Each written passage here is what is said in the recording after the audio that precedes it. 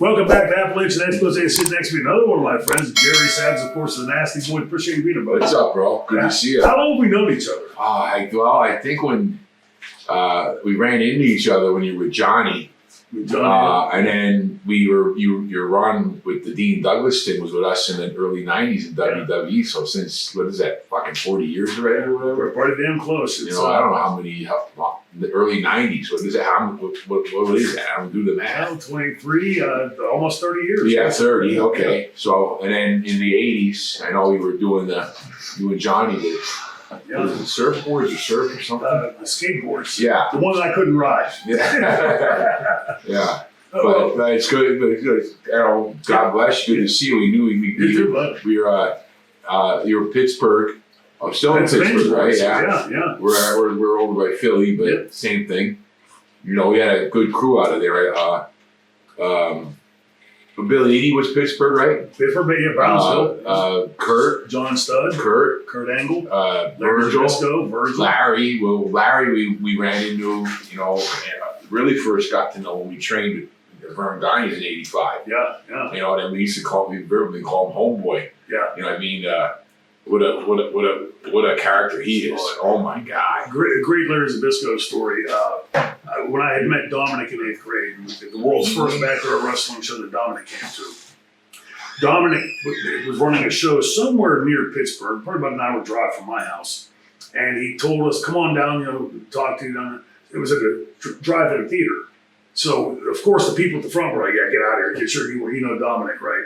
There was an open board in the thing, so I looked through and I could see Dominic way in the back, but Zbyszko going, Larry Zbyszko, get Dominic. Larry turns around and goes, it gets rocket. He throws the rocks. Get the fuck out of here.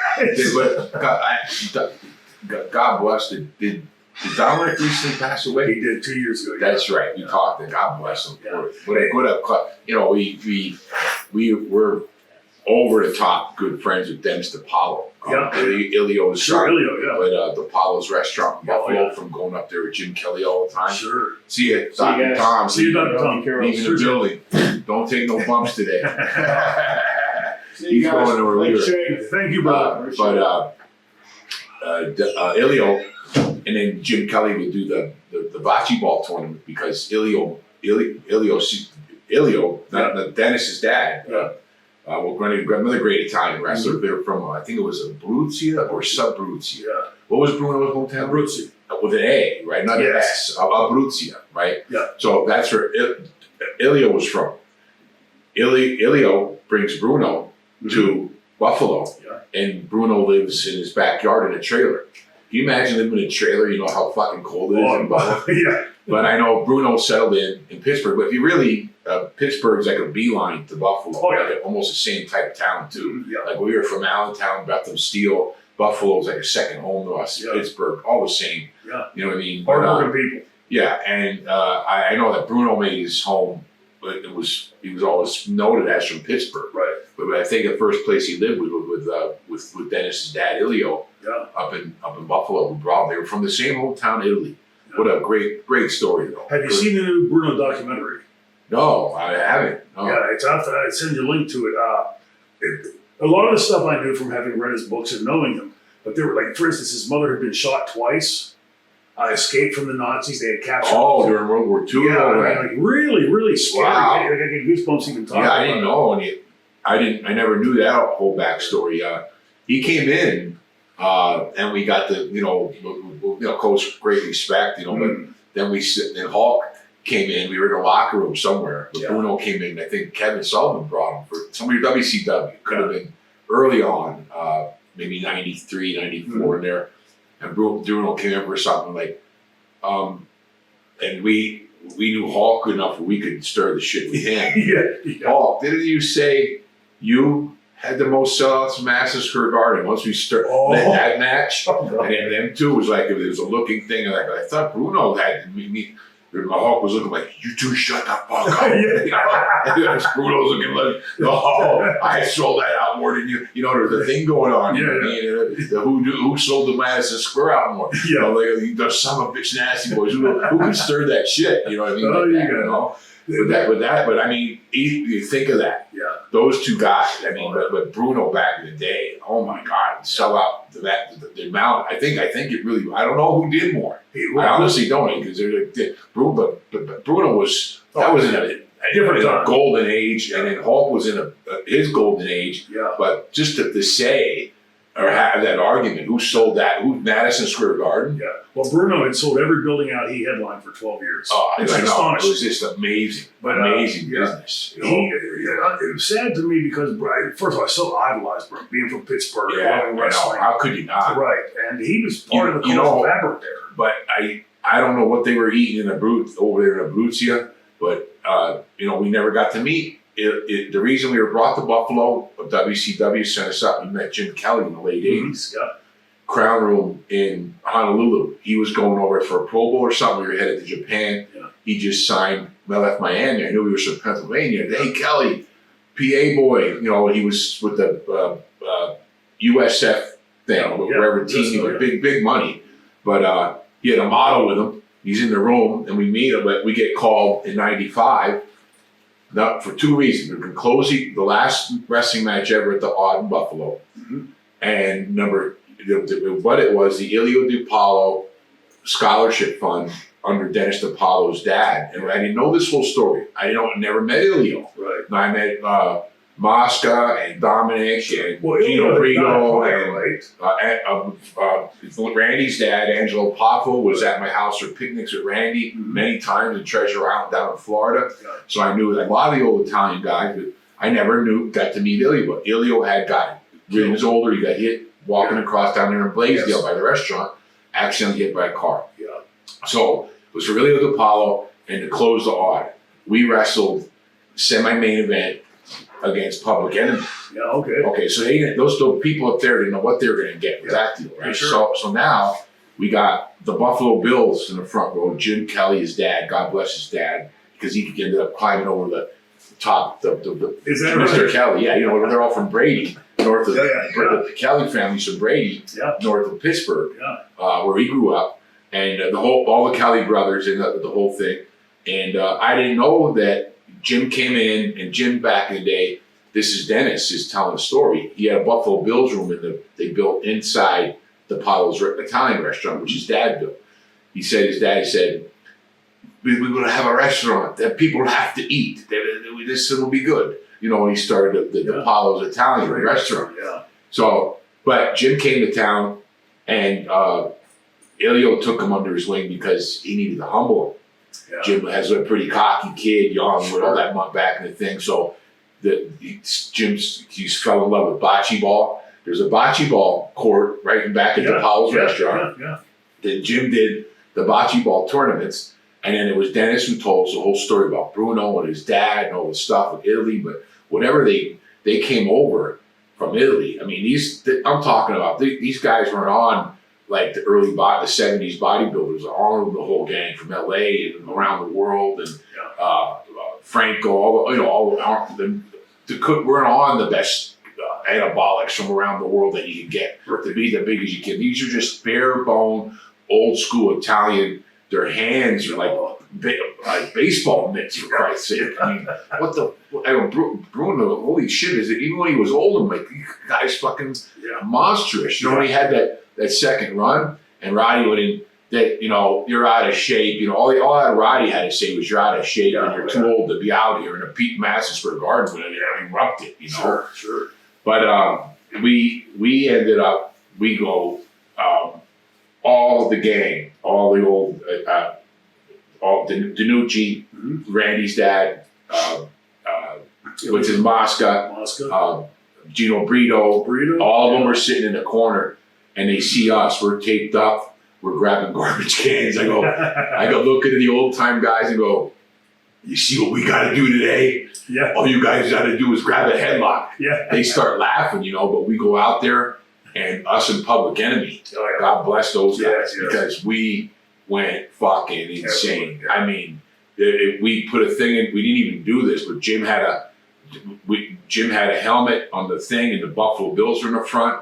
When the Public Enemy got the heat on us, they put me on a table. Rock did the flip over the top rope and splashed me. It looked like I cracked my ribs. Yep. Mr. Jim Kelly's dad comes over the railing, and is trying to punch him. The whole thing. I'm talking the odd is packed to the roof. Sure. Okay. I'm still in the wrestling business. I've never heard a crowd, even the Road Warrior pop, the Hulk Hogan pop, or the best times thing. The act, like my ears hurt. Yeah. Screaming so loud during this thing. But that wasn't the end of it. We do the whole thing. I go, Jim, I give me that fucking helmet. He went, what? He threw me the Buffalo Bills helmet. I ran and smashed rock, shoot right in the face with it. Boom. 1, 2, 3 to finish the people thing. Me and Oz walk back to the curtain, but wait a minute. Let's go get Jim. Yeah. We walk back, we'll pick up the helmet, and we go in the ring and point at Kelly. And the place, I mean, as loud as it was then, it was triple the sound. Sure. Here comes Jim Kelly in the ring now. Today, Dennis DiPaolo has it on a loop in his restaurant, that match, lit on a loop on a TV above the door. And he had to stand there, we watch it. Go catch Jim Kelly goes, I don't want to see that goddamn match again. He makes me watch it every time in the thing. But we close the odd and learn. That's how I learned all about Ilio and how Bruno, I never knew Bruno. He brought him over, helped him. He lived in his backyard in a camper. I'm like, oh my God. Yeah. Hard work. Great shit. You know, but old school, I mean, it's like, almost like we talked to Sheik about, you know, he go, my father, he would cook me a whole lamb. Yeah. He'd drink the goat's milk, the lamb, and he'd do them fucking clubs and them old school exercises, but he had that build. Yeah. Here, did he know that was going to help him later? Doing those clubs like that with the suplexes and the grabs and the hand strength and the thing that all that. I never really seen him like you never saw the Sheik doing curls or squats. None of that fucking shit. It was hack squats. The old like Brad had us do with the log and camp and stuff like that. All the old school stuff, and he ate a goat. Here's lunch, a sheep, and drinking goat's milk, fucking like a rock hard from head to toe. Yeah. You know what I mean? Old school acumen, old school shit. Yeah. You know what I mean? And that was those guys. You know, but Larry. Moving on, from Bruno in Pittsburgh, and we just heard with Bill Eadie, he was a great guy. Oh, yeah, you know what I mean? And Virgil's a good guy, but a lot of people rip him, the poor guy, he's down on his luck, and all that stuff. I feel bad for him, but he's always a Pittsburgh guy. One of a good friend of ours was there with us all that run because he was already with Ted when we all came in. Yeah. What in 90? Did you come in 90 or 90? I was there 90 to 91 and then 95. Okay, you came back then. Yeah. Then did you come back after WCW? ECW, I mean? Yeah, I was in. You came in with Paul Heyman in that group then? No. I was in ECW. And because I know there was you came back and you told me this story where you clashed with the Click. Oh yeah. And you weren't the only one. Yeah. But I was in ECW and Jim Ross had called and said, hey, sometimes opportunity knocks once. Yeah. I mean, by that time I had like a 5.5 year run, 3.5, 4 year run in ECW. Maybe it's time to go make some big money at the point of my career. It was a smart move. Yeah. And you think about it, when you think about it, there's only a few guys who I respected that came. No, I liked the guys. Yeah. But that actually were taught like we went through Vern Gagne's training camp. Right. Going to taught us in the whole country, world, or whatever, you know what I mean? And we tortured and respect, almost like stews or something. Sure. But, like there was a few Mick Foley wasn't really a ECW guy or Bam. They came through. Yes. You were like I would consider one of the original guys from there. Yeah. And another one that would be your caliber would be Rob Van Dam as far as work and stuff like that. Yeah. And a different vein too. Yeah, and a whole different concept. Rob could work almost like a cruiserweight would be at the time. Now everybody sort of works that style, but that would be for his size. He's a bigger guy than that, but could do all that stuff.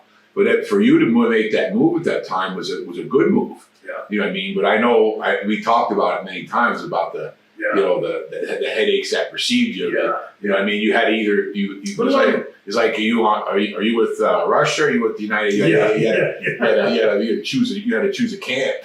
You know. And for me, it was a learning experience, Yeah. and it recharged my batteries. I couldn't wait to get back to ECW. I wanted to get back into that thick of things. Yeah. So the good and the bad, different things. Fortunately, all with the exception of Sean, Kevin and I, X-Pac and I, Hunter and I, in a different way, but Scott and I, most importantly, and I'm thankful. Years before he passed, we had buried that hatchet. We've done it and put it behind us. You and Scott had problems? Oh yeah. Oh, yeah. I thought it was with the whole.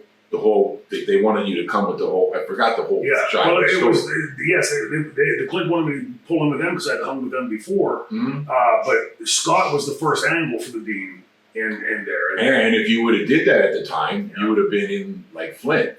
But yeah, you know what it cost. Right. Yeah. Right. You're a Pennsylvania born. I think it's we always try to tell people like busting balls is part of learning. If you and I were friends in high school, we're going to bust each other, but we might even get into a fight at some point, but we're still buddies. Yeah. That's Pittsburgh. That's Pennsylvania. Yes, exactly. And so like that wasn't necessarily an off-put to me. The off-put to me was when Scott would be, and we just watched the match the other night. It was when X-Pac came out at the end and they got into a tiff afterwards, they're fanning that whole thing. Yeah. But, the fan at home wouldn't catch it. You and I would. He shoots me to the ropes. He wants me to duck 2 clotheslines. First one comes right. So I'm coming up the other side. That's what I'm looking for. Right. Yeah. It's right. I said it's right and then left. So I got to stop and stutter step and come back around the other way. Which looks like a midget wrestling or something. Yes, like he's throwing the timing off. Yeah. And I was aware of which Scott had I'll let you go ahead, but Scott, that's odd for him, but you don't know what state of mind he was in because he was a great wrestling mind, and a great worker. Yeah. Go ahead and keep with your, because. So, it was like, again, a learning experience. I went up there and I had my guard down. There was no reason for me to be concerned with Sean because 90, me, Sean, Marty, and Dustin were like the 4 amigos. Right. Between there and WCW, Scott Hall was there. And before, I'd known Kevin as the, what was that? The gimmick they gave him, like the wizard gimmick, Oz. I don't remember that. Yeah. What about Diesel? Well, that would become WWF later. You're talking about WWF. No, I'm talking about WCW. Like when Steve and I were together, he had just come in. I was there then. Yeah, and they were down there. Yeah, I was down there. I was down there when Kevin came in. Mm-hmm. He was just a big, like a big basketball player looking guy. I didn't know what he was. I don't know if he even had a gimmick when we first met him. But they were all great guys. Good along with great Scott too. Would travel with me and Johnny. So I had no reason to have my guard up. I've hung with these guys before. So, but rather than get into that, I'm going to start with you, because I find it interesting as we go to these conventions and things year after year after year, and you see the hundreds and thousands of people that come to this stuff. Nostalgia is a very powerful opiate. And because we were, all of us, part of their childhoods, part of their teen years, they want to relive that. And you've seen them 1,000 times, how happy they are to meet the Nasty Boys or the franchise or somebody else. What's your earliest recollection of professional wrestling before getting in? What introduced you to wrestling? Well, where I lived, where I grew up, I lived in Allentown. Yeah. So when I was a kid, Hackendakwa was part of Whitehall, which is suburb of Allentown. Went to Whitehall High School. That's how I grew up with the Millen family. Matt Millen is the one who made the call to Brad Reagan when George Steele gave us the number for the wrestling camp. Mm. Hockey was a tough rumble area. We call it hockey. Yeah. It's an Indian name, Hackendakwa, along the Lehigh River. Down the Lehigh River was the Bethlehem Steel. We were in Whitehall. Mm-hmm. But in 1968, my grandfather tracked my mom's dad, my grandfather, who I was only born in 63. But in 68, he got tragically killed or died, and we worked with Bethlehem Steel. Ooh, sorry to hear that. And the area, hockey's north of Allentown, maybe about only a couple miles. Mm-hmm. But it's Whitehall's and 5 thing. Hockey, Copley is where the kid from our high school just went to the Giants. What's his name? Barkley, or the running back. Yeah, he's the last kid that came out, the big kid that came out of our high school. The Shaquan Barkley or whatever. His name. Okay, yeah. You know the kid. He lived in Copley, hockey, cementing, and where my grandmother lived, my mom's mom was in Fullerton. So we moved down to be by her because she was alone. And back then, when your spouse died at the Bethlehem Steel, you didn't receive his pension at the time. Are you kidding? Do you fucking believe that? My grandmother was raising 4 kids. Sure. With and her husband's on. So, the Bethlehem Steel didn't give you nothing. Wow. So she had to apply for whatever back then in the 60s, Social Security. They changed that a few after because there's so many guys, like my Uncle George worked and didn't get mold.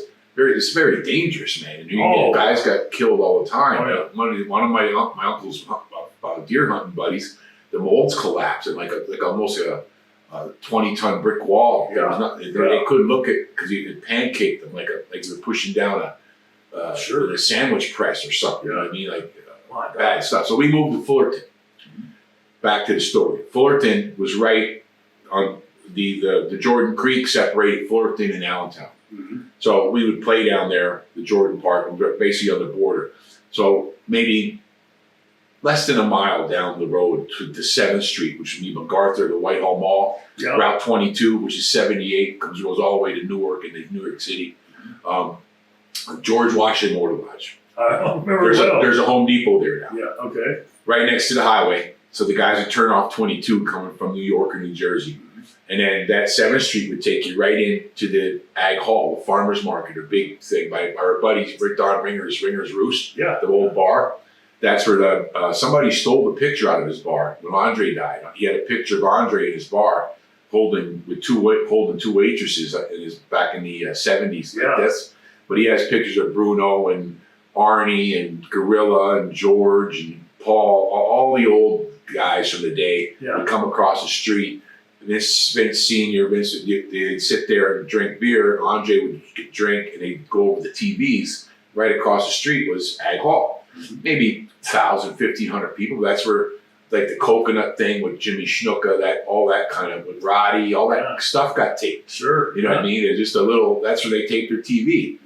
And our buddy Joe McHugh, I think it was, the building burned in Philly. It was, I got a place in Allentown to be good with tape.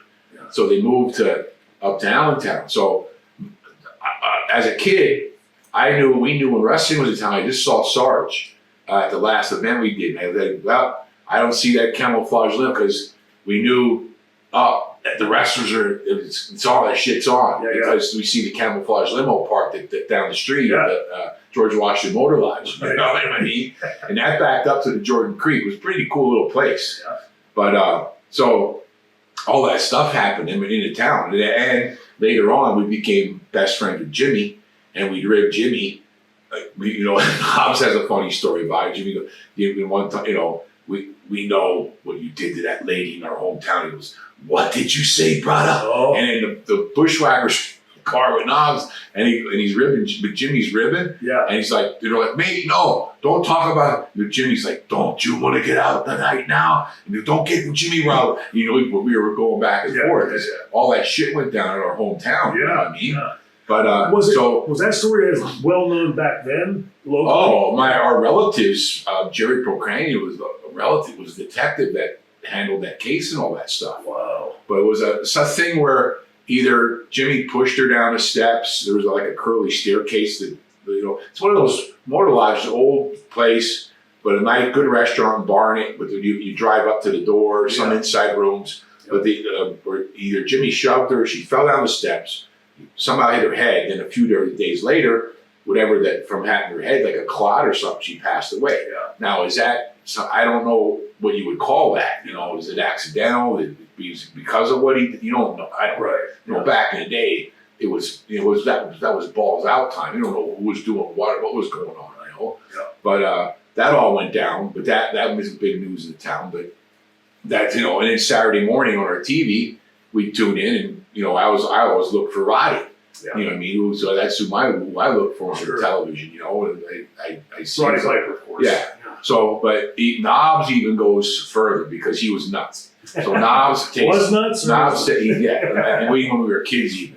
So our grandfathers worked at cement mills together, and they rode old like the 20s. They ran hooch and prohibition.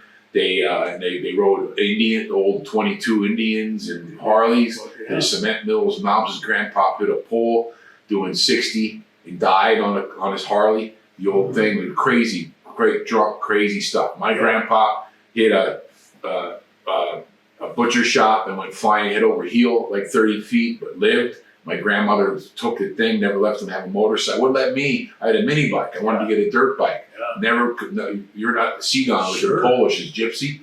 She's Sigan. You'd never be on. She say Joronku, which is Jerome, my real name. Yeah. No, you're never getting a motorcycle because of that thing. You know? Right, sure. So we had Knobs had open his own little wrestling federation back in the day. I mean, he's only like 12, so Yeah. he puts some mattresses in the yard. And they, one of my buddies was Fisherman Phil. They each made a name up, and I'm like, Yeah. what the fuck's going on here? Yeah. And Knobs, next thing, Knobs gets the balls. He forges his dad's signature to rent a bus, a charter bus, and then orders tickets from the Spectrum. He's only 13 or 14, right? And now he's got a charter bus. He sells out the bus. There's a keg of beer on it, and all the neighbor kids and everybody's on the bus. No adults. Oh my God. And he's taking down to the Spectrum to see the old, the matches. Sure. You're talking about Baron, Miguel oh my God, Yeah. all the old timers and stuff. I'm like, what the fuck you doing?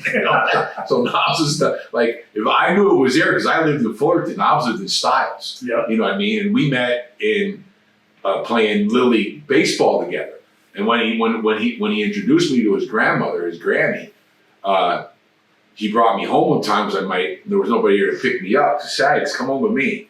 I come home and I get to the back door. And Grammy, I still remember his grandmother, God bless her, real religious Catholic, the school, St. John's in Styles, the church is right down the street. He goes, Grammy, this is Sagsy from the baseball team. She got a real weird look in her face. She went, Sagsy, Saganovich. I went, yeah. I'm like, how did she know that? Right. She goes, are you Stevie Saganovich's grandson? I went, yeah, that's my grandpa. And a big smile came across her face. Sure.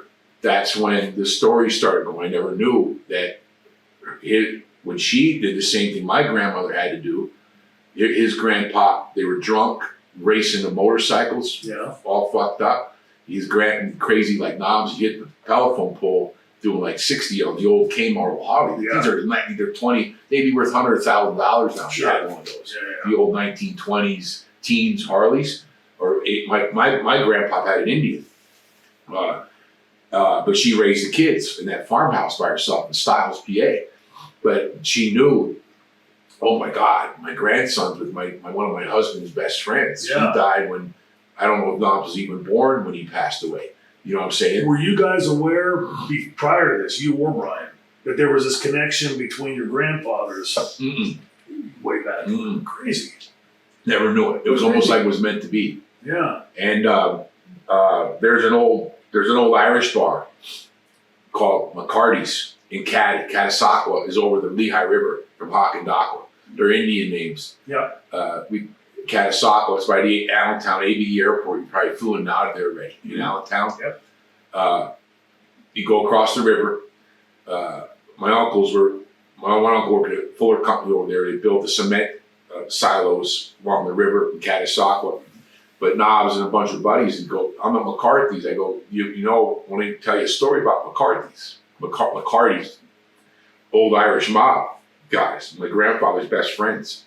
They all became bar owners. Dimbakowitz, Polacks, Franco Lajak, the Fairview House, Dimbakowitz bar, McCarthy's, they all own bars because in the bottom, my Uncle George, when I was a kid, he'd take me with him. He'd say, we're going to a junkyard, but he'd do a bar run.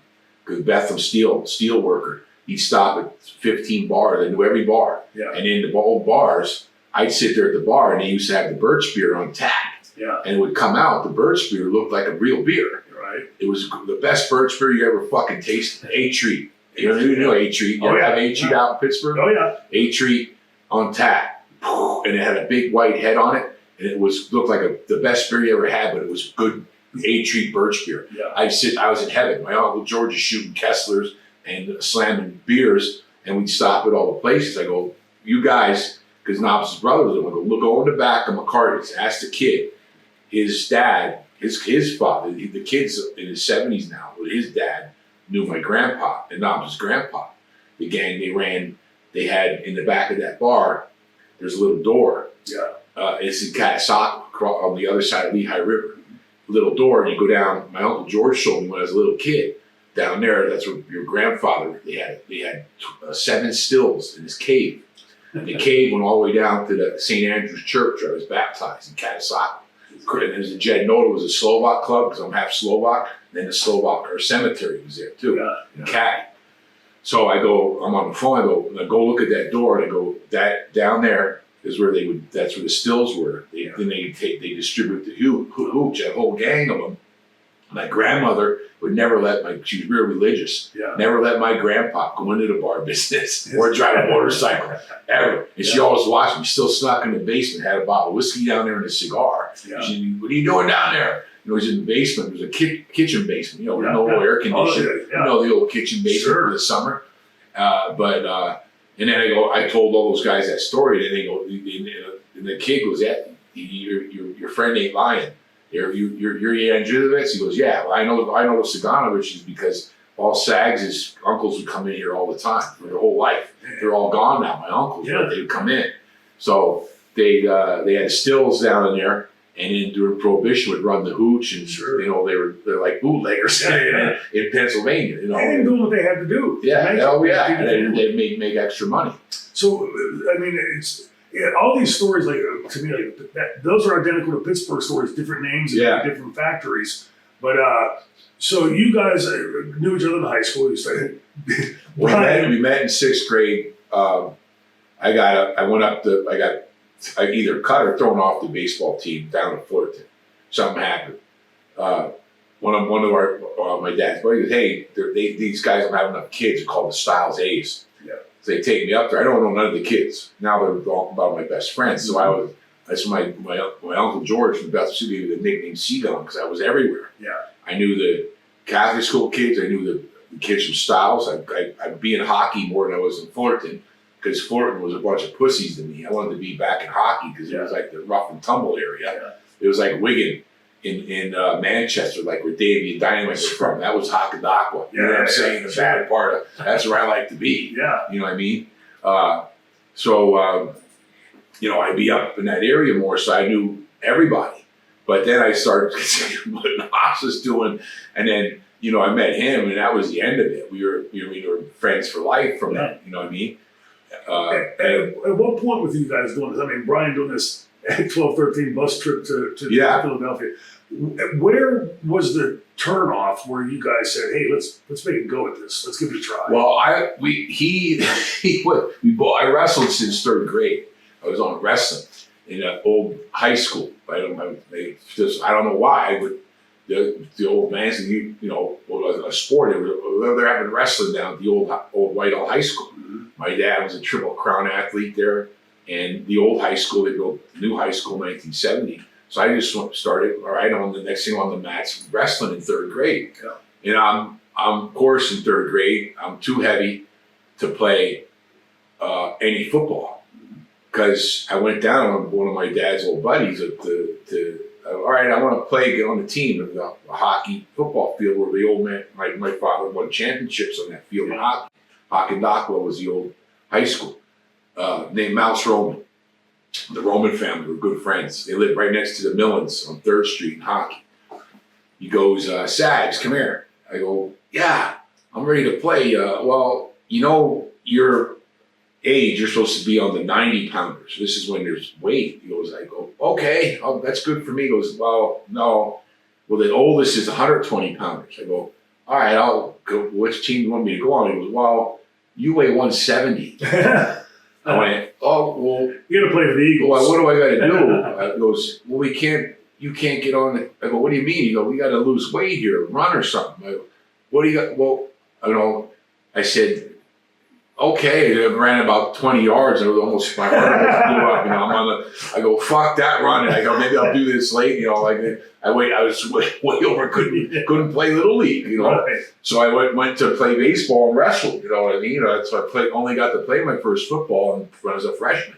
And then I beat the living fuck out of them motherfuckers for all the kids that played. Yeah. I thought, you know what I mean? I took it out on them when I got on the field in 9th grade, like a fucking animal. Yeah. You know what I mean? Motherfuckers, Yeah. you couldn't play. Now you could be any fucking weight. I was already 225, 6'1" in 9th grade. You know what I mean? Yeah. You know. So that's the way that went. But I played football. Joe Paterno came in my library, sat down with him. Goes, kid, you got to have some grades. You know, you got to. We can push the limits here. I just can't do it for you. You know, basically, I had nothing to do with fucking school. Yeah. I was fucking too much partying and crazy, getting suspended, and fighting, and all the 9 yards. So that carried on. Wait, you mean this isn't just a gimmick? Yeah, no, and a lot of it was with knobs. We basically had a scam going to do body work in the teachers' cars. So we were always down. We were always in the metal shop. Yeah. One of the old football coaches would give us a pass. Fuck that class. Give us a pass to get out of it. Go down. So and so needs a back rear end with the Bondo and thing. We do the body work. We'd be the thing. We'd be out eating lunch. We never went to fucking class. I know, but when it comes to college, you got to have a thing. I couldn't get transcript. Yeah. And I'm like, I went to, but my mom was, you got to take you got to go to take these SATs. I go, what is that? We were out. I must have been out all night, 11th grade or something. Hung over as a motherfucker. Takes me. I sit down. I go, and smash the paper down and went to sleep. That was how I did my SATs. I don't even know what the fuck my grade was, but it wasn't enough to get into school. Notre Dame, Michigan, they all come knocking. But what the fuck? How could this kid in college? So it was, I think it was Gib Romaine, the defensive line coach, because he heard so much about me. I had high accolades. One of the best defensive linemen in Eastern PA. The all Pennsylvania team you're on, I was on it with Andre Reed, who met again at the Bills with Jim Kelly and all that. He played for Deerhoff. It's an Allentown school. He was a quarterback, then he became a receiver at Kutztown. And somehow they believe they found the Kutztown State, and now he's in Hall of Fame with the Buffalo Bills. But we played together, so he sent me to go down to this school. It was either Fork Union Military, where they kick your fucking ass. Prep school, right? Yeah, prep school. They lay down the law for prove your grades, troublemaking kids and straighten you out, get your grades up. Or national junior college champions, Ferrum, Hank Norton, old 101st Airborne guy in Rocky Mount, Virginia, Ferrum College, junior college. Now it's a 4-year college. Go there. We played Virginia Tech, Clemson, North Carolina. We played all the JV teams. So they would scope you out and they would recruit you from there. But Maryland sent me there and said, go get your 1 year, get your grades up, get a decent average, and you come full scholarship. Well, about a year went by or so or more, maybe a year and a half. I get somebody knocks on the door, one of the resident advisors or something.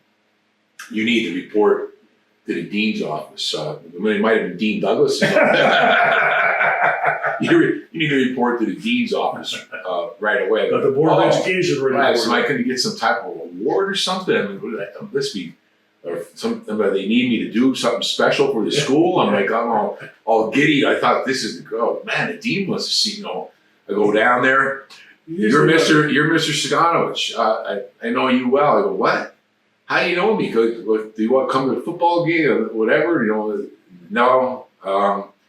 I'm just looking at these charts here. He goes, my old coach, Coach Morbido, calls once in a while. Goes, tell me that story again about the dean's office because they laughed their balls off. He goes, we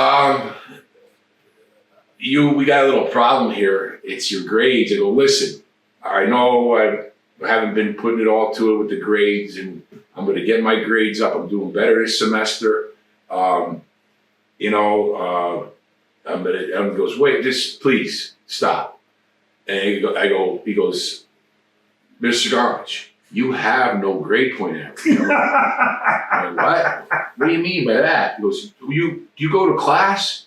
Well, once in a while, but what do you do during the day? I go, well, I wake up, I go eat, I go eat like a pig, like a dozen eggs, a pound of bacon, big chugs of milk, pancakes. I'd go to the gym, but bang it out, go back and nap. Yeah. Wake back up, go eat lunch, go to the gym, go back, go to practice or in the office or whatever. That's all I did. And at night, get ready to go to whatever party, 7 nights a week.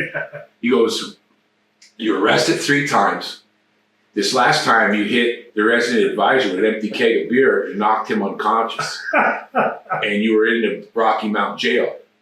What can you say about that? I go, well, he tried to break up the party and take our beer. And, I will miss the party, but you're not allowed to have parties in our resident halls. Yeah. I go, well, then I don't. He's painted into the corner. I hit him. And then he goes, yeah, okay.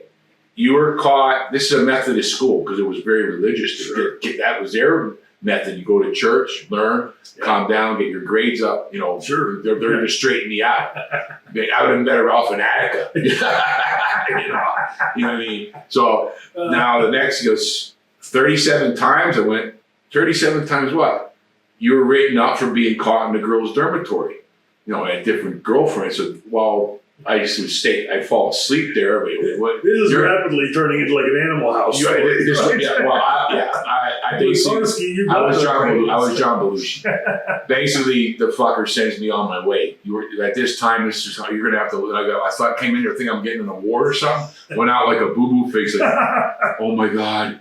Now I got to get my ass back to Pennsylvania. Yeah. And walk in and tell my parents, there goes the scholarship. My college career is down the shitter. That was it. It was over. Next thing, who comes? Like a month goes by, and I see her go, Knobs, what are you doing? We were up at the weight room. We all lifted that. What are you doing home? He goes, they threw me the fuck out of the Army. I went, for what? Well, I was weighing too much for the infantry, so they put me on the cannon thing, and then they switched me to drive I was driving the Jeep for a colonel or so. He was Fort Hood, Texas down there, He was in infantry, what the fuck ever. He was drunk or something or thing. He hit a ditch, bounced the colonel out of the ditch. The guys in the thing gets gurneyed out. Kicked him the fuck out. He got an honorable thing. He goes, what? You almost killed the colonel? Something like that. So here me and him are home. Now the shit's on. Now now it's 82, 83. So what are you guys at? 22, 23 at this time? 21, 22, just, barely, barely a year or two in college, if any, a year and a quarter, half, whatever. In the same in the Army. And now we're back together. And we're fucking, it's on. I mean, the partying and fighting and a couple of cops we knew, friends. Jerry Palagonia was one of them, called the Gooch, and they were involved with all of but they knew all the guys stayed down there. They looked after them. Vince had a senior, whatever, had local, make sure everybody was calm because of all the wrestlers would stay there. Everything was cool. Watch their back. Whitehall's a small town, and. So Gooch picks me up one day after playing a beer softball game. He goes, listen, you got to get the fuck out of here. You're going to end up in jail. You guys can't keep doing this shit. I hear you guys, how many times we leave you off the thing? We're family, friends, and all that. He goes, listen, I know I got to be friends with Mr. Fuji. You want me to put a word in? I'm like, I don't know about that shit. You know what I mean? Like that. And, I goes, well, just, you got to do something. You got to get the fuck out of here or you're going down. I mean, you guys are into everything and it's not good. You're basically saying we're going to end up in jail. Yeah. So I let that go for a while. And then it was, all I had to do was mention it. to Knobs one time, and his eyeballs lit right up. You know, he's back in when he had his wrestling foundation. Yeah, you know, he's back in. He was Vince McMahon Senior. Where's the mattress? Promoting the bus trips. He was a booker when he was 13. He's like a hoot owl. Oh my God! Next thing, he's now Knobs dragging me. Our asses down at Ag Hall, and he go well. And then before we go, we went down at off time, and we knew Joe McCune was a local announcer. This is Joe McCune from he was a friends of the family because of the athletics, so he knew me well. Mm-hmm. And he goes, "Listen, come down a little early, and I'm going to introduce you to somebody that can maybe help you." We went, "All right." We think, who does he? We walk in, like there was a little concession stand part.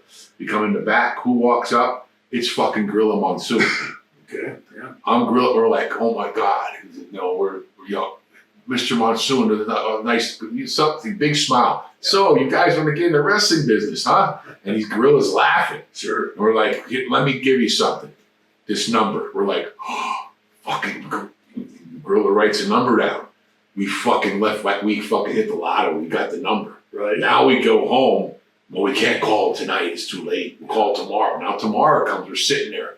Are you going to talk for it? Or you go? We didn't know. Then now we go. Let's just wait and write something we're going to say. Right. We milked this out for 3 days before we dial this. We got the balls to dial this number to get us. We're going to now. This is like we're going to go right from this number. Willy Wonka golden ticket. Right, and we're going to call this number, put suits on, and get in the ring. This is what we're thinking. You know. So we finally get the balls to call the fucking number. First rib ever pulled on us in the wrestling business. And what Gorilla has this big smile. All right, Knobs. I go, oh, you talk. I'm not doing it. You're not talking. No, here. All of a sudden, Knobs like this. He's like, and I gives it to me, and I hear it goes, and it says no number. It's a fake number. Are you fucking kidding me?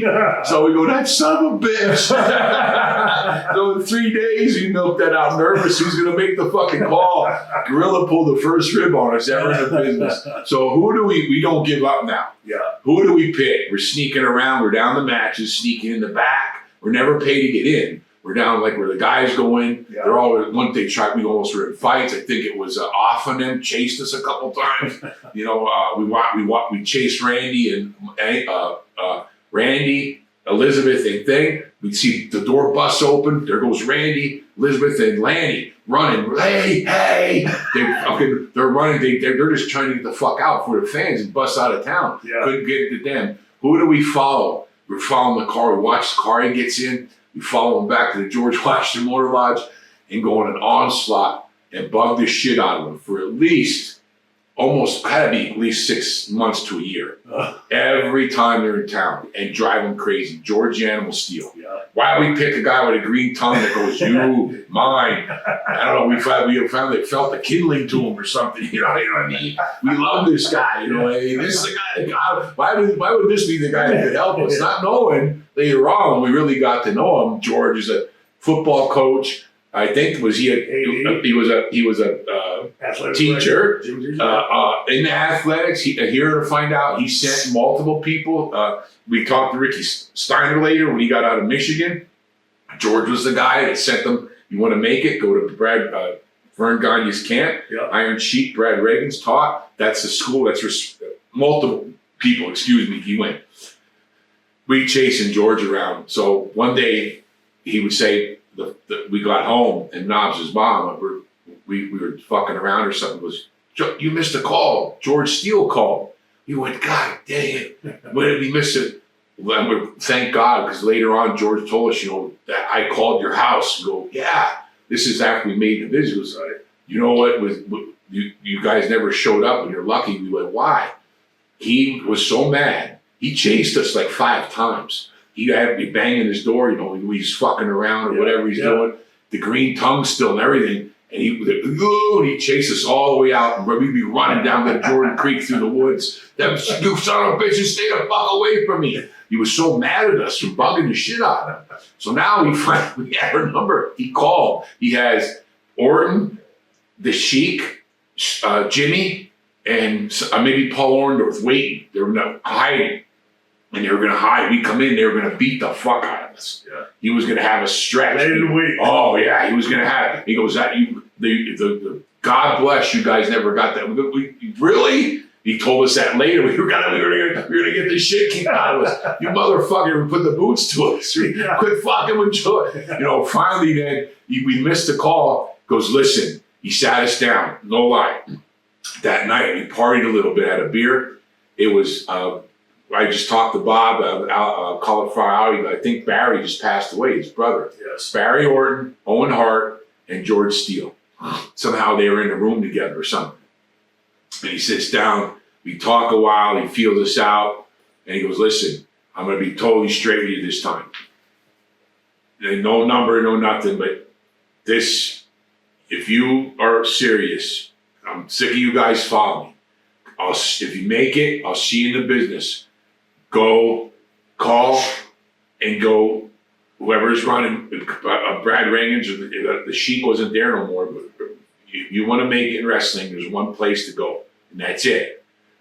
To Vern Gagne's training camp. And we went, okay. He goes, if you come down, I'll get till next week. They come in for TV, come down. George goes, here you go. I will see what happens. All right. So we go, and now we know we got to get in shape and stuff. And we don't want to. We're afraid to call Brad now. Ravens. Yeah. No, Brad. I don't know if you ever met Brad. Oh yeah. Fucking one of the baddest ass motherfuckers. Yeah. If you have Brad and the Iron Sheik in their prime in a room, I don't think there's anyone on earth that can go toe to toe with either of those two guys. I swear to God. Yeah. Brad, Brad mentored Brock. Mm-hmm. It's like Brad's like Brock's dad, like he was to us. Right. But so now we go and turn to our buddy Matt Millen, who just left Penn State, went his rookie year to the Raiders, and they that year Matt's brother Eddie was my best friend. Matt was a little older than us, a couple years, 4 years older. He graduated Penn State. I think they beat Alabama. They won a national championship that year, but it was Millen and Clark. Matt gets drafted by the Raiders. During the season, Matt gave us tickets. Me and a couple of our football buddies and his brother come down to the vet. They were playing the Eagles. The Eagles beat them during the year. And later on in life, I see Jim Kelly had one of his golf tournaments had the Miami tribute. Mm-hmm. And Knobs runs over and he goes, hey, the Michael Irving we knew, Warren Sapp, I knew I played baseball and stuff with him when he showed up right out of Miami for the Bucks. We were friends with him. He goes, how the fuck can I remember? Ted Hendricks. He goes, nah, Sags, Ted Hendricks is here. I went, you gotta be kidding me. And when I was a kid in high school, we go down by the bus after the game and all the Raiders are out there and there's 12 cases of beer sitting next to their bus, the Raiders bus. And you got Upshaw, Matusak, you got Casper. Dave Casper, who we met, and was in Minnesota, St. Paul, Minnesota, had a bar there. We met up with Vern Gagne. The Bad Ad, Lester Hayes, Alzado was there, all those fucking maniacs. Yeah. And then who calls me over? Kid, come here. You come over, he pops a beer can and hands it to me. I'm 16, 17. I'm drinking with Ted Hendricks. Yeah. I go, Ted? He goes, I went to Miami, you dumbass. And he was 10 years older than Matt. He mentored Matt in the Raiders. I go, what? Miami? I never knew you went to Miami. He goes, yeah, my dad worked for Pan Am. He lived in South America for a little while. They moved to Miami. His dad worked for Pan Am. He went to the U, then to the Raiders. Never knew that about Ted Hendricks. Yeah. What a great fucking guy. So Ted tells us a story. Then later on that night, we called Matt up on the phone. Ted tells a story. Yeah, I want to hear something about your high school buddy there, or one of the baddest asses that ever walked on the football field. My friend Matt Millen goes, yeah. Well, he's one of the first games. He's the captain of our defense, and so he's got to call the plays. And he's all nervous out there. Matt was the strongest fucking guy in the Raiders, freshman year out of Penn State, and fucking madman. That's our one of my best friends. A paper boy when I was little as a kid. He goes, during the game, about, half a quarter goes by, he come over, Matt, get over here in the huddle. Matt runs over with big, he said his eyes were big. I reached through his helmet and grabbed his mouthpiece out, ripped his mouthpiece out of his mouth, and I threw that motherfucking thing across the field. Ted Hendricks, right? Yeah. I go, what did you do that for? He goes, and Matt goes, oh my God. He said, Matt looked like he was going to cry. That was my lucky mouthpiece from Penn State. He threw it across the field. He goes, why'd you do that? And he goes, we can't hear what the fuck you're calling. Because Matt was going, he couldn't hear the play. So we piss our pants. So we call Matt anyway. Long story short, so we go to Matt, we train. Now Matt has built a Raiders gym, all the old Nautilus and everything. Yeah. Matt bust our balls. We got to go to this camp. It's hard. We train with Matt. So we go, Matt, one day we want you to make the call to talk to Brad Reagans for us. Yeah. Maybe it'll help you come to know him, respect, tell him what good shape we're in. Yeah. Because he really put us through shit. Okay.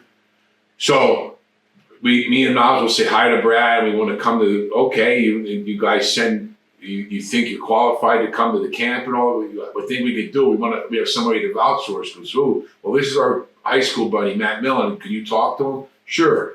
So we put Matt Millen on the phone with Brad Reagans. And Matt Millen and Brad talk about 45 minutes. We see a real serious look on Matt's face. And then Brad, we're like, me and I was like looking like this, and I'm about 300. At that time, I had a bench coming out of college. My max is about 520 bench.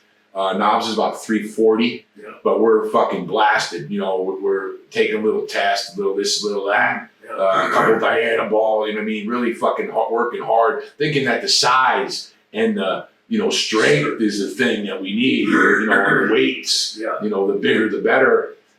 But Matt goes, okay, all right, I'll tell him everything. And when do you want him to? The beginning of summer. Oh, all right, good talking, Brad. You're a good guy. All right, and then Matt and Brad made friends. Matt hangs up. He had a look, and he looking down. He looked. We go. What's wrong? Did Brad say we can't come?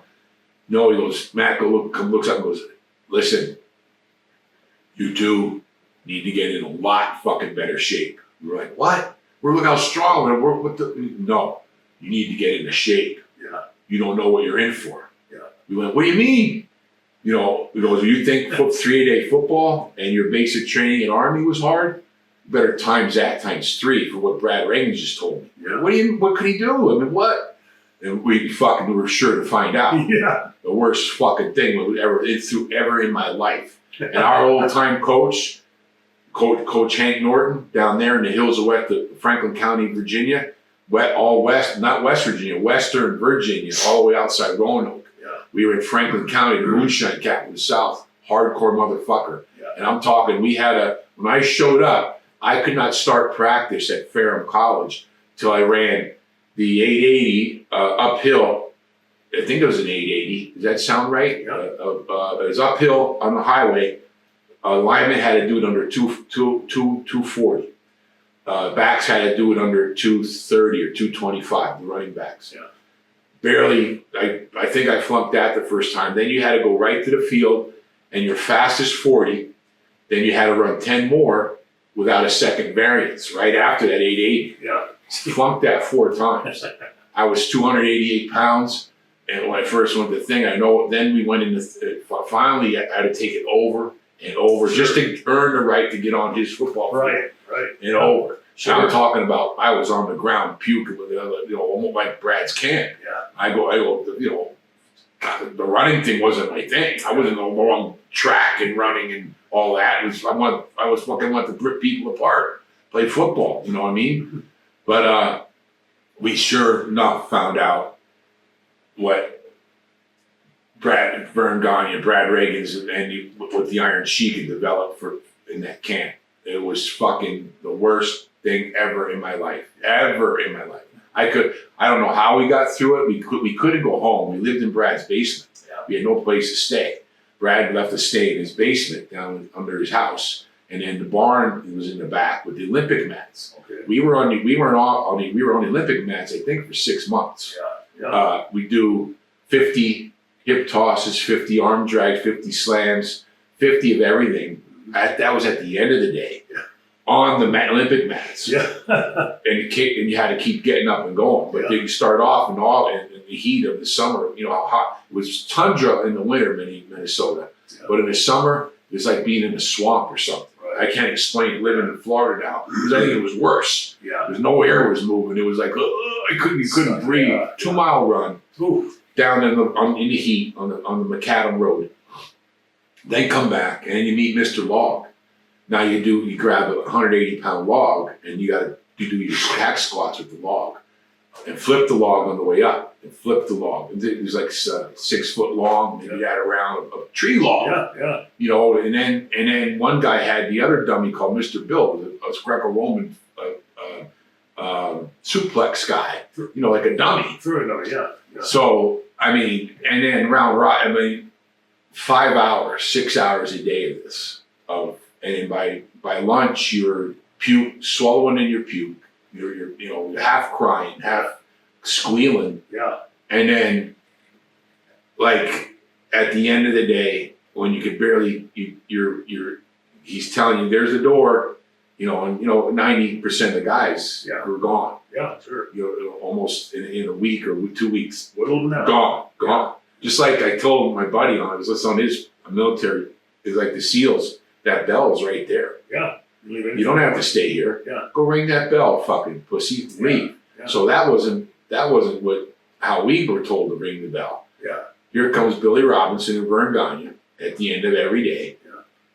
Down the mat, like Stu Hart would say, take you to the mountaintop in the dungeon. Yeah. Which I had done to me too. Davey Boy Smith locked me in the dungeon with Stu and then yelled down the steps. So Sag, you kick Stu's ass, huh? And lock the door. I was trying to get up. Stu would chase me around the basement. I was screaming. I know it's your voice on that infamous tape. No, I heard Owen Hart played that for me. That guy getting tortured. And that's the truth. Yeah. That's what you sounded like. Yeah. So here they come. All right. Now you can't even pick yourself off the mat. You lift your hand up. Yeah. You puke over there. You're half pissing your pants. You're like a jellyfish. Yeah. They get on the mat and put you in every submission hold they know and take you to the mountaintop. Yeah. And you're screaming like a baby. Quit. What do you want here? Why do you want to? You fucking pussy go. You want to leave? And no, please. And what is your leg, your ankle, your knees, your back, your neck, your arm, everyone. This went on and on and on until they think you had enough. You're half crying, you just puke, can't breathe, and this is like what you had to wake up to every fucking day. Yeah. Every day. And did after a point when so many were gone and left, did they then not slow down on that, but then start adding more things? He made it harder. Yeah. To really push it and then but after a month or two in, I probably I'll never be in that good a shape. Yeah. And never was in that good a shape at any time in my life, and I'll never be in that good a shape ever again in my life. I'm 60 now, and no matter what I did after that, I still work out every day. Nothing can compare, and I'll never be in the shape I was when I left that Brad's camp. Sure. Then after what I think it was at least 6 months. It could have been 4, I don't know, but Brad, one day it was me and Knobs left to take a shit. We broke the toilet because we couldn't bend our legs from the squats. Brad would make us face each other.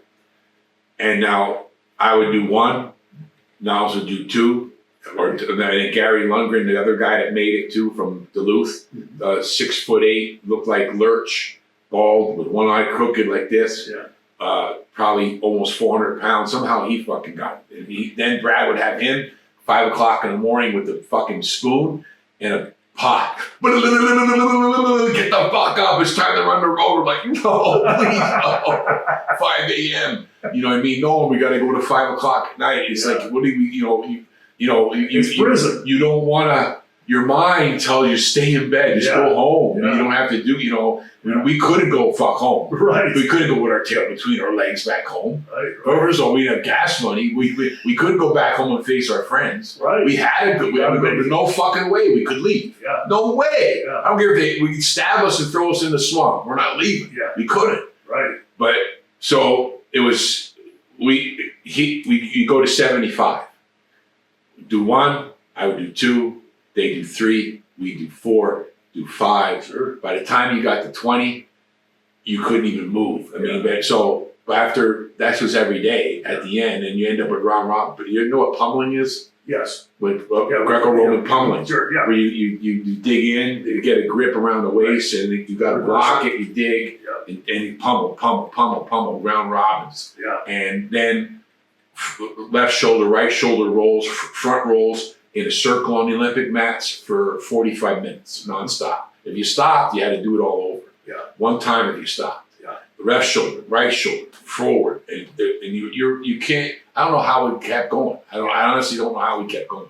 You know, you do know. It's hard. Yeah, you wanted to make it in wrestling, so you couldn't leave. We could. Not only that we couldn't, but we had one in with all this hype. Or you know, everybody at home, you dumb fucks. You think you're idiots. A lot of the old timers. Yeah. You know, we didn't have the money to go. Right. We didn't have anything. The 2 guys. This is why we were with the veterans and that so much. Our two best friends, we partied with all the time. God bless Bob Haymaker. He was at Quezon, U.S. Marines, 3 tours of Vietnam, and we would party hard with him and my buddy Jerry Yost and our other good friend Bill Merriman he was in the Big Red One of the first battles, like almost one at that time at the one that the movie was made out of, where they had to drop the bombs on top of them. The Big Red One was one of the first ones in. He was a sergeant. And it was a Vietnam vet that said, here, that gave us each $5,000 apiece, 2 guys, and said, go, here, you motherfuckers, go. Make it. Go make it. Don't come back without letting us down. Yeah. 2 Vietnam vets. Yeah. Bob Haymaker's trip was we would party. One time my buddy got a cake of Turkish black hash, and we were fucked up, and every once in a while he'd go in what do you call flashback things? Okay. So only one, he left it out. Like 4 in the morning, he was sweating, and he go, what's wrong? And he told us what happened to him. His trip was they were in that area, Quezon, and his buddy took over. They were in a foxhole or whatever in the jungle. He went to bed. His buddy was on watch. He wakes up in the morning, whenever hours later, and they had snuck up and slit his buddy's head, that is back to his spinal cord. Jeez. Left him laying back. Yeah. And his trip was that he knows they could have did it to him too. Yeah. But they wanted him to wake up and see that, and it fucked him up. Oh, of course. Bad. He passed away.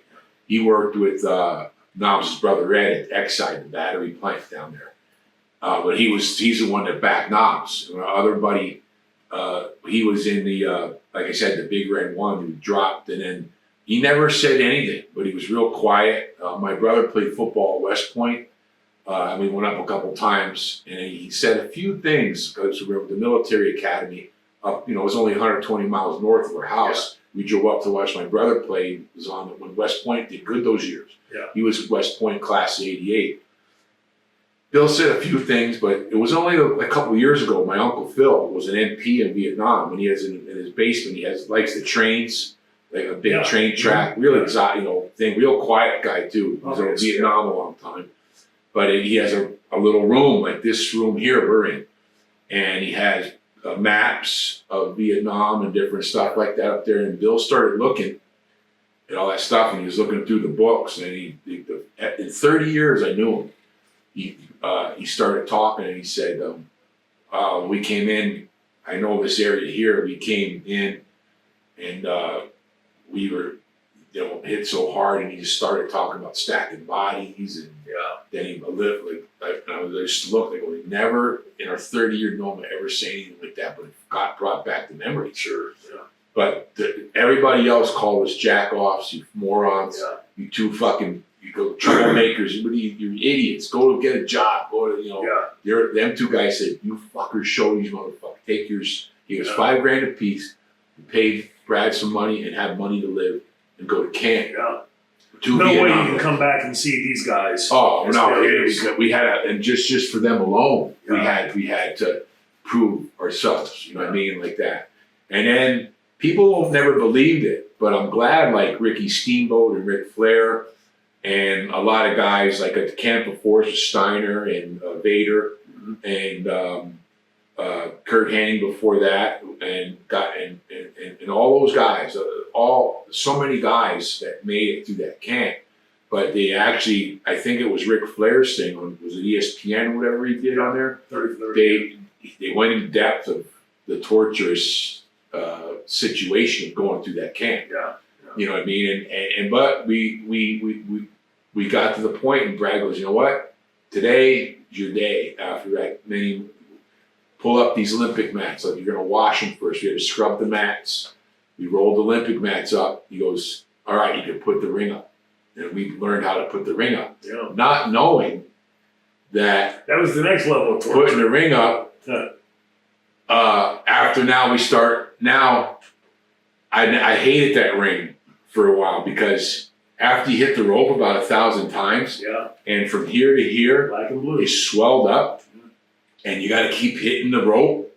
And every time you scream, you hit the rope because the rope marks are on your, and you're crisscrossing to your, it's a whole nother section of torture in that fucking ring. I got a whole bunch of new stuff how we could torture these guys. Brad had. What is it, Kevin? You say the 7 rings of hell or something? Yeah, I go, fuck it. I can't hit the rope so much. They fucking all black and blue from here to here. And then, I want to go back in the Olympic mat in the concrete, the fucking ring, because you don't know how to take your bumps right yet. My tailbone and the heels of my thing, 50 slams on that, hitting the ropes, 5 arm drags, back up and went nonstop for like a half hour.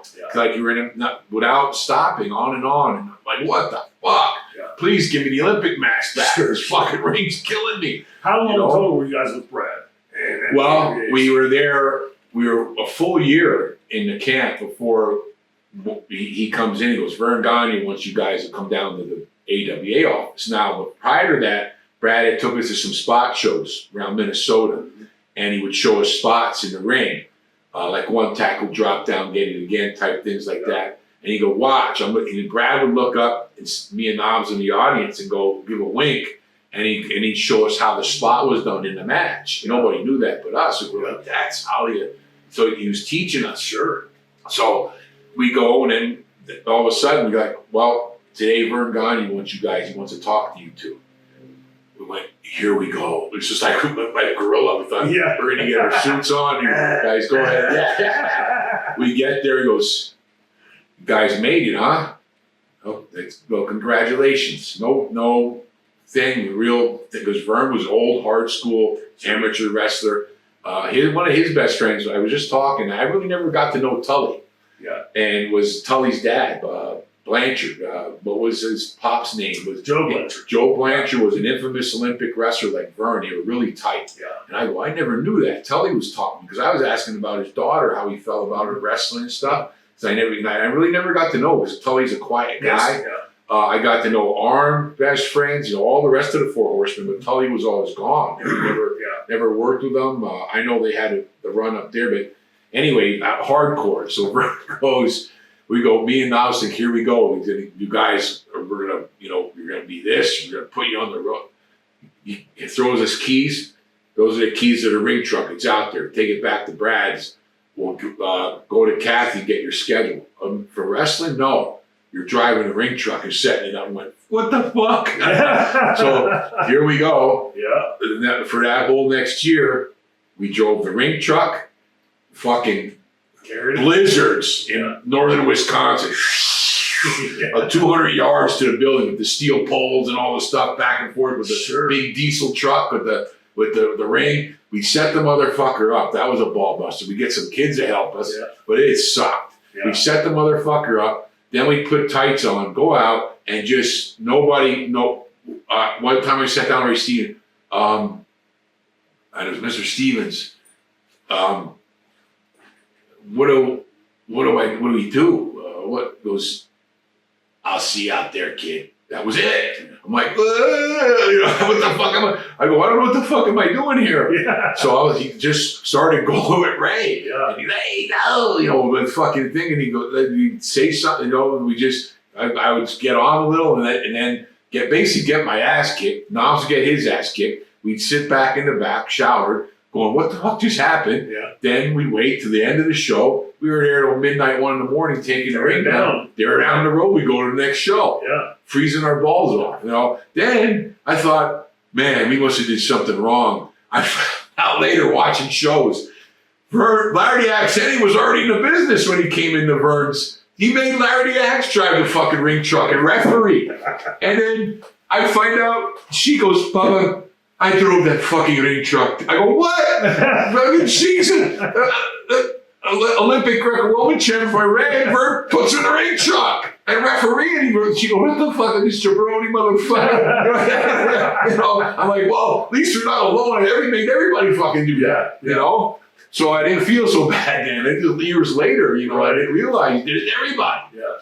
It's the old school way, I was going to say, that was the old school way. Yeah. Different ways, different places, but set the ring up, tear it down, do this. Yeah. The dirty job. Yeah. And it's like when a company, you know a friend or your dad owns a business. We're like, hey, Shane, Shane gets out of college. We became friends with Shane McMahon when he was in college at Boston there. He'd come to the matches and we instantly hit it off and we think, and Vince kept an eye on that because he was out with us, all kind of thing till he pulled him away from us. But Shane came in, he started ring crew, building, staying. You want to run the business, you got to learn it from the ground up. Right. You got to talk. He was doing all that shit. Teaching them. This is what goes on. This is what you're going to be running one day. This is started there. You know what I mean? That's the old school way of doing it. Sure. So we were thinking we would go down and then you come down and we sit and we go behind the curtain and sit every day, every TV for interviews every day and watch the guys do live interviews over and over and over and watch and watch and watch. Then we got to know Will, the young guy that ran before Eric Bischoff came up to do the work in production there. That's where he started. Right. But we were already the Nasty Boys then. But his name was Will and Joe Chupak. They ran like the video and production in. So we go, Will, after it's done, come at night. So he'd open the office at night. Me and Knobs would go in there. He'd turn the thing on, and we would do interviews over and over and over. Sometimes so late at night. Wow. Table. Now you look at how I thought that was stupid. You should do this. We did it on our own, and we watched in the daytime what the guys are saying. It was Larry, Kurt, Scott Hall, Sean and Marty, Leon, Sergeant Slaughter, Buddy Rose, Sherry Martell, who the hell else was there? Scott Hall, all of them, and watch how everybody did for what their character gimmick was and what they did portrayed or how they put themselves over on TV and what they were talking about, how they did it with the announcer. And you watch and learn. That's how you learn. Yeah. Until one day, we'd be the ones that would go pick up the guys that coming in. So Jimmy Snuka was coming in from somewhere. Go pick up Greg Gagne. You pick up Jimmy. He's coming at the airport. And you take him to his hotel, and then you get him. I want him here at 9 a.m. for interviews. Don't be fucking late or you two are in trouble. Go to get Jimmy. Brother, we're not going to bed right now. Maybe stop at the Hill Bar. We go to the Hill Bar, which is up the street in Hamel, Minnesota, where Brad's from. The Road Warriors gym was down the street in Plymouth. Okay. So he worked out there. It was called the Gym. Jimmy Younger and Hawk and Animal owned that together. Right. Everybody worked out there. So everybody that came through town, you had net in the gym. Down from Hamel, where Vern grew up in Hamel, there was a Hill Bar, maybe less than a half mile from Brad's house. We were out in the country at the time. Now it's the hottest area you could be in, northern Minnesota. But at the gym, Jesse the Body, Hawk and Animal, Barry Darsow, Kurt Hennig, T.J. Khan, who else? Warlord, Rick Rude, everybody, all the Minnesota guys are in the business on top, and then Younger on top of the gym had actually a bar. Yeah. So the guys would come in, work out a little bit, and then it was up to the bar. And that's where Kurt would stir his shit and all this stuff happened. And then you got Jesse the Body in there telling his politics. He was a great guy. Listening to him, sitting with Jesse the Body and listening to his mind. Oh my God, he was a Vietnam vet. Yeah. He was in the heavy shit over there. One of the first of the what would be become the SEALs. It started. He was on that on those river boats and stuff. And Jesse would sit there like this. He'd rock the whole time. And then and he'd tell a story. We were like, what the fuck is going on? You know what I mean? Yeah. And then you got Kurt Stern and shit. Barry Darsow was in there. Brady Book. Everybody that was in Wayne Bloom was just Wayne Bloom was the guy with the steroid, would sell all the guys in the gyms all the steroids. You know what I mean? And then he went through Brad's camp. We always got mad at him. Brad took it easy on him. But everybody was there all the time. And then when the guys come through town, there would be a big party in there. Like you'd have the Four Horsemen in there, all the NWA from Hawk and Animal and all that, But that was down the street from where we lived at Brad's. But we were like, once we got to know all those guys and we'd lift weights there and then train with Brad at night. So even though we were wrestling, and if like a new bunch would come through, we'd go out and still be in camp. Sure. And then we'd do the ring truck and we'd do the wrestling. Right. So it was like a 3 thing. Yeah. So one night we go down to Gagne. We just went with Greg at the Hall of Fame and with Bill Apter and Greg Gagne. Yep. And I told the story about going through his dad's camp. So what the fuck story was I telling now? Bringing Jimmy home. So Jimmy makes us go to the bar. He goes, no, Brad, I don't need a hotel. I'll stay with you guys. Jimmy Schnucka stays with me and Knobs in Brad's basement. Jimmy, we're in the morning, it's 8 o'clock, we're waking. What are you doing, brother? Can't you see the brother sleeping? Well, we gotta go back to bed. I'll tell you when we go. I'm like, oh my God, me and Knobs couldn't sleep, and now we're gonna get in trouble. Right. Now Jimmy goes, now it's about 11 o'clock. We're supposed to be there at 9. Are we gonna get our ass kicked? Yeah. We're shitting our pants. Sure. Now Jimmy goes, wait a minute, brother. You can't go to interview without a little Pakaloa. Jimmy brings out a big bag of fucking Maui Wowie. Back in the day, now there's all kind of weed like that. Yeah. Back in the day, you had what we eat from fucking the islands, Right. Morocco, and all those got Fuji. Jimmy, them guys had that. They travel, they come back with the real deal. Yeah. I mean, the only thing that could compete with it was like a Portland or Northern California Humboldt. Everything else was skunk weed. There was none of this like this weed now. Yeah. You had fucking Maui Wowie. It was the best on the planet. Yeah. That's what Jimmy had. He's rolling big fat joints for me, and I was like, what?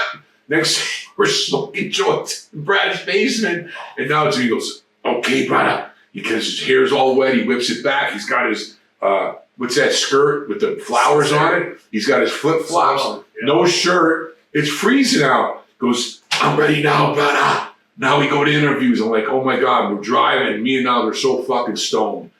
Jimmy comes in. There's Greg, red in the face. Jimmy walks right by Greg Gagne and goes, lovely, brother. Greg don't say a peep to Jimmy.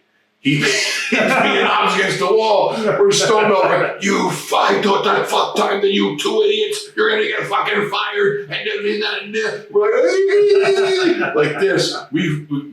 We got our ass streamed out. Greg can't pick on the other guy. He'll tell him to fuck off. You know what I mean? You can't those old guys like that. Right. Jimmy does nothing. So we go and run and hide. Now we're stones. We're in the back of the studio. It's dark. And we're under the curtain. We peep our heads up, right on our bellies. And we pick the curtain up. There comes Jimmy. And we know how stoned we were. And then he starts, and brother, when the sky comes out. Yeah.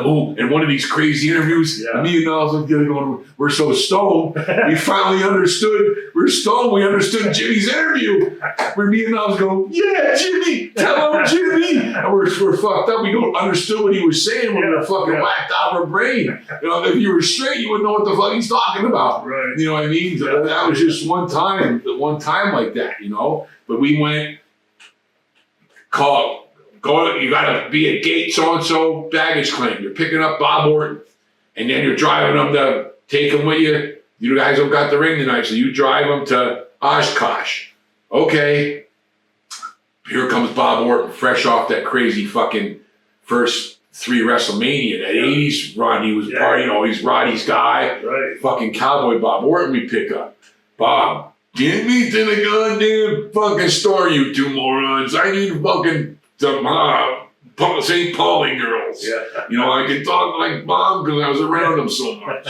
So, okay, Bob. We go and he gets a half a case of, you like German beer. Yeah. Next thing, Bob drinking, we're driving. He's like, God fucking damn. Oh, and it's a whole nother experience. Yeah. You know, we got sent to pick these guys up. Yeah. You know what I mean? Now we're driving Bob Orton around. I mean, you know, the guys coming off that run, Jimmy, Orton, I mean, that was no fucking picnic. No. Those guys, they laid the tracks for the train to come behind them. Yeah. They were there those first 5 years of hell. They're just coming to AWA to take a breather, a break. Right. Bob fucking, I swear to God, Bob, where's your bags? I got my fucking bag, you dumb fuck. And so he had a Halliburton this big, and there was a little toiletry bag in it, a pair of tights and boots, and he already had his hat on. And I go, well, where's your clothes? They're goddamn on me. So if he was on the road 15 days, that jeans and that shirt, that's what he wore. No, why don't you put it in the sink if it stinks? I go, oh, that's a good idea. That's all he had. Tights and boots. I never left his hand. That's it. I go, what the fuck's happening here? You know? There's a guy that's just been on the road for 5 years for 350 days a year. You know what I mean? That was it. That's all he carried. The legendary guys. Pick up, go get Adrian Adonis. Oh my God. What the fuck? It was like getting hit by a hurricane. And then talking about and we just learning from Kurt, because Brad Reagan's introduced us, the first guy ever. He calls Kurt, you got to see these 2. You want to talk about 2 beauties, because Brad had taken us up to Zumhoff's bar. We ended up jumping down a cliff, running and trying to get away down. And it was on the farms down there in Minnesota, there's a big thing of stanky, the worst stinky water, the runoff on the sides of the field, off the highways in southern, that where Buck lived. He lived in southern Minnesota.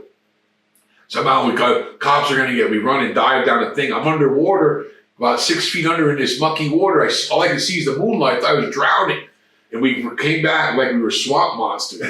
Shit, like this mud and shit all over us, down there. Brad calls Kurt, you got to see these 2. They're like, fit whatever he told him. Here comes the first guy coming down is Kurt Hennig with Brad Reagan with a big smile on his face. From that point on, I'll pick you 2 guys up. By this point, we're done with the ring truck and the whole thing. Now we're riding with Kurt.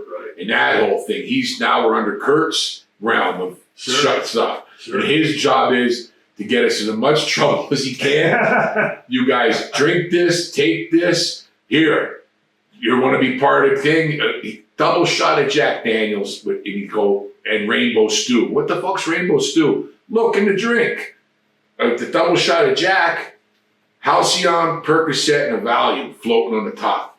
Then he'd make you drink it, and you couldn't swallow it. You had to gargle it for a count of 10. And you're like, you know how terrible it is, Jack Daniels gargling, and the pills are choking you. Then the pills and everything hit, and you end up getting your eyebrows shaved, thrown out, and you bury us in a snowbank and covers with snow. How do we didn't die? I don't know. You know what I mean? You're unconscious, and your head's sticking out of the snow. It's like 20 degrees out, and how do you wake up? What the fuck? You're blue. What the fuck? That was the least of the things he did to us, torch, ribs and stuff. He put Steiner, did the same thing to Ricky Steiner, locked him in a car in the fucking 70 below and locked him in there. He couldn't get out. And then Ricky woke up and said he could barely, if he would have stayed in there another couple hours, you think he would have frozen. Oh, sure. Yeah, he locked him in the car. Yeah, locked him out. Kurt put him out in the car, passed out like that. Our eyebrows are always shaved. There's mustaches on us. We get pissed, whatever. I mean, we got ribs. So, the whole ordeal with Kurt. But out of all that stuff, everything was a test. Yeah. He'd get us fired. Yeah. And then Kurt would get us fired. Wahoo and Ray Stevens want to talk to you two. You're in big trouble. Now, we know the night before, we were all the way up in Fargo. There's this old hotel. Kurt gets his hands on fireworks, and now he puts me, he had a Blazer, a Chevy Blazer, puts me and Knobs in the back where the window slides down, like behind the back seat. Yeah. Goes up, backs up, he goes, I'm going to blow the horn. When they open the door, you light those Roman candles. You know whose room it was. Yeah. Okay, we thought it was Sean and Marty or Scott Hall or, one of our friends, sure. A joke. Yeah. Here it's Ray Stevens and Wahoo's room. And he's blowing, at 3, 4 in the morning until somebody comes out. It's Wahoo, can't see with his eyes open like this, opens the door, goes, light him. Also, boom. And we start blasting through Wahoo's head in his thing. And Ray, goddamn you, right by Ray's face. They're the Bookers. And we Knobs, we're drunk as fuck, shooting it in their room, the fireworks. The next day, the phone rings. Brad comes down. What were you doing with Kurt? Well, we don't remember. We're all on Halcyon. We don't fucking remember nothing. Well, Wahoo and the secretary called. Wahoo and Ray had a meeting for you. Maybe it's something to wrestle. You guys got to go right away. Okay. And this is the funniest thing. We just were talking to Greg Gagne about this. Because Wahoo and Ray, two of the biggest, partyiness, crazy motherfuckers on the planet. Yeah. I mean, I never seen crazy shit. I'm talking bags of cocaine that look like sacks of flour, flights of vodka. I mean, it's crazy motherfuckers, but both great guys, but nuts, maniacs. Yeah. Wahoo played for the Dolphins. Ray was a fucking rodeo guy, crazy motherfuckers. Yeah. But great workers, great guy. Wahoo would perfectly chop us, or he'd hit our chest and hit our throat as hard as he could. Could have killed you. You didn't care. So they pull us in and sit us down. Now we were sitting in the 8 we're here, they're there, and there's a window here, and they start reaming us out. You two dumbasses, and let me tell you something, Brian. And we're telling Greg, here's Wahoo McDaniels, Ray Stevens telling me and Knobs, you two don't, when you get drunk, act like assholes. You're idiots. Don't you know everybody watches what you do? You almost burned that hotel down. Wahoo was a burn in his head. Both of you are fucking fired. We're like, no. And then we look out the window. There's Scott Hall, Sean, Kurt, and Jimmy Snuka peeping in, laughing. Yeah. And you go, you two, what's wrong with you two? You look like two puppy dogs. We're ready to kill ourselves. You're fired. Now go home.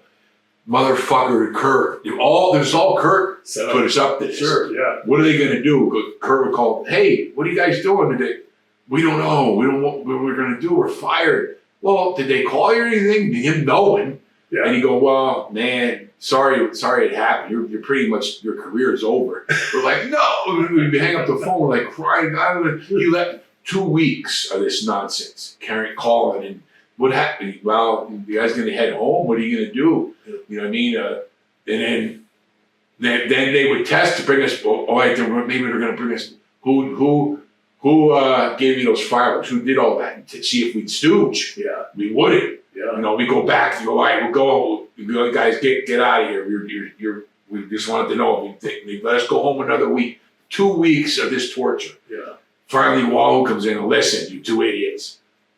They were going to do this anyway. Right. But this is all a fucking test. Yeah. Only later on you realize it. Right. Wahoo wanted to send us to go learn and send us down to Jerry Jarrett in Tennessee for a year. Yeah. We don't want you here, but I got you booked to go down, get in your car, go down to Tennessee, show up at the TV in Memphis, and then talk to Jerry Jarrett and Jerry Lawler, and they'll tell you what to do from there. So we get in the car and leave. Who's the first person we meet but Pat Tanaka? Hey, what are you two? I'm Sags Knobs. I'm Pat Tanaka. My dad was Duke Tanaka, referee in Florida. do you guys need a place to stay? He goes, well, yeah, we just have a car. I got a townhouse. Okay, thank you. You can stay with me. So, all right, you're going to be wrestling. We do our first TV in Memphis, and then Pat invites us to go into Pat's house and go Pat's townhouse. We get there, go, Pat, is this your place? Yeah. Is it nice? There's not a fork, a table. It's like an empty house, nothing. There ain't nowhere to sit. Yeah. So you sat on the floor. All you had was a boombox and our luggage.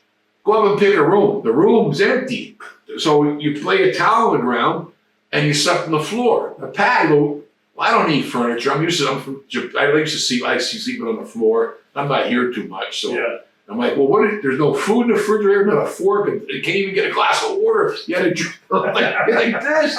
So that lasted about less than a month, and me and I was back. And you're taking bum. We're like, we gotta get the fuck out of here. And that's where we found the place. Rocky Johnson goes, hey, I got a deal worked out that off Murfreesboro Road. Moondog lives across the street. Yeah. Dewey, The Rock, and The Rock's mom and Rocky lived upstairs but down from us. Yeah. We rented a little place, pretty cheap. It was furnished. 1 bedroom with 2 little beds and a thing. That turned into Animal House later on. And then here that's how we ended up babysitting The Rock and all that stuff like that. And then Moondog was across the street. He bring us this ragweed over. And then the Kelly twins, one of them died in that accident with Adrian up in Halifax. Mm-hmm. But what I was getting at is the what we were put through and the reason how we were brought up a respect in the business like that in the early days and how we made it and what Kurt did to us. But the things you learn and pick up, because Kurt said to us, you two, you keep your fucking mouth shut. Don't ever argue about any money. Be just glad you're getting a nickel and take it like you're getting paid to go to college. Yeah. Don't say nothing and then use the green thing. If you fuck up and a guy yells at you, potato them, did whatever, go, I'm sorry, I'm learning. And you can use that for 5 years, but don't say anything. Just listen. And when we go out, we drive all the way out to Minot. Kurt's driving our car. He goes, there's black ice and ribs off the whole way. Ends up burying our car in a snowbank out in fucking Minot, South Dakota. We drive out for TV. Yeah. Well, we do a match. After that match, we come in. Here comes Adrian. Now he knows us because we picked him up. We haven't really spent much time with him since then. But he goes, he lays the riot after us. What the fuck was that? You two are saying you're the nasty boys, and you're fucking grabbing headlocks and drop toe holds. And I know you were taught that shit, but what the fuck's nasty about you? That was bullshit. We're like, what do you mean? What? He goes, you fucking take a pen out of your pocket, stab him in the eye, spit in their face, slap the motherfucker. You're not doing nothing nasty. Take their fucking face and run it into you're jamming your armpit where it stinks. And went, that's where Pity City came. So stuff like that, learn. Yeah. Roddy Piper, you two, you're walking to, first time ever, you're walking to, pull us aside, took us and drove with us. You're walking too fast to the ring. What do you mean? Listen, that's the only fucking time that camera's only on you. Yeah. You take your longest time from that curtain to the ring and do your thing and take your time. Sure. The camera's on you and you only. That's your overtime. We went, and always know where the hard camera is, you dumbasses. You're back to the hard camera. Yeah. Okay, but then you learn. The guys pick up and teach you like that. That's how we developed the nasty stuff like that. And then you got the nasty boy name, because one night after TV, Will, the production guy, Donna Gagne, Vern's daughter, she worked in the office and did interviews sometimes. We all would go out. Me, Sean, Marty, Scott Hall, Donna Gagne, we'd go out and the Rockers would halcyon on us. We'd act an ass, do all kind of crazy stuff. We didn't remember it. Yeah. We're on H-bombs, wake up, would piss in my hair. I don't know what the fuck happened to me. The Rockers would rib us or drive us in our car with us in it down a bank, take the keys and throw them. We'd wake up at 4 in the morning with the cops around us. Are you guys okay? What the fuck did we get here? All that kind of stuff. But the next one of the days we came in after Donagana being out, goes, I know you guys are trying to do like this, saying like thinking of tag team stuff. You want to be a tag team with this. You want to be mercenaries, or I don't know all these names you're thinking, but all I know is after going out, you two are two real nasty boys, and I don't know what I've ever gone with. What did you just say? You two are nasty. And I went, ding. From that point on, back after the rink truck and all that, that's when we started calling ourselves the Nasty Boys. And then stole the Janet Jackson song. That just came out in '86. Sure. Nasty. Then Will put that in, Nasty Boy. Yeah. Don't dare to ding. And we went down. We couldn't afford leather jackets. Yeah. We go, where the fuck? We get like a jacket or something. We'll put earrings in. We still had the singlets on in that too, though. Yeah. We go to a fat lady shop and buy these Dusty called, what is that dog hide? What does that mean out of that shit? You go, because it was like a woman's raincoat made out of plastic. It's like we could afford leather jackets. So we had those and our stupid singlets and tights. But what else could we do? We'll put these glasses on. Then we went to Tennessee. Lawler's the one that helped us. We went to the sweatshirts and the boots. And that's how the business works like that. You know what I mean? But it was almost like, it's like you went to school. You're a very intelligent dude. Yeah. You ended up doing the dean deal because it was, you do what's really you. Yeah. What we portray in the ring is really us. Right. So and that's what I don't understand about today.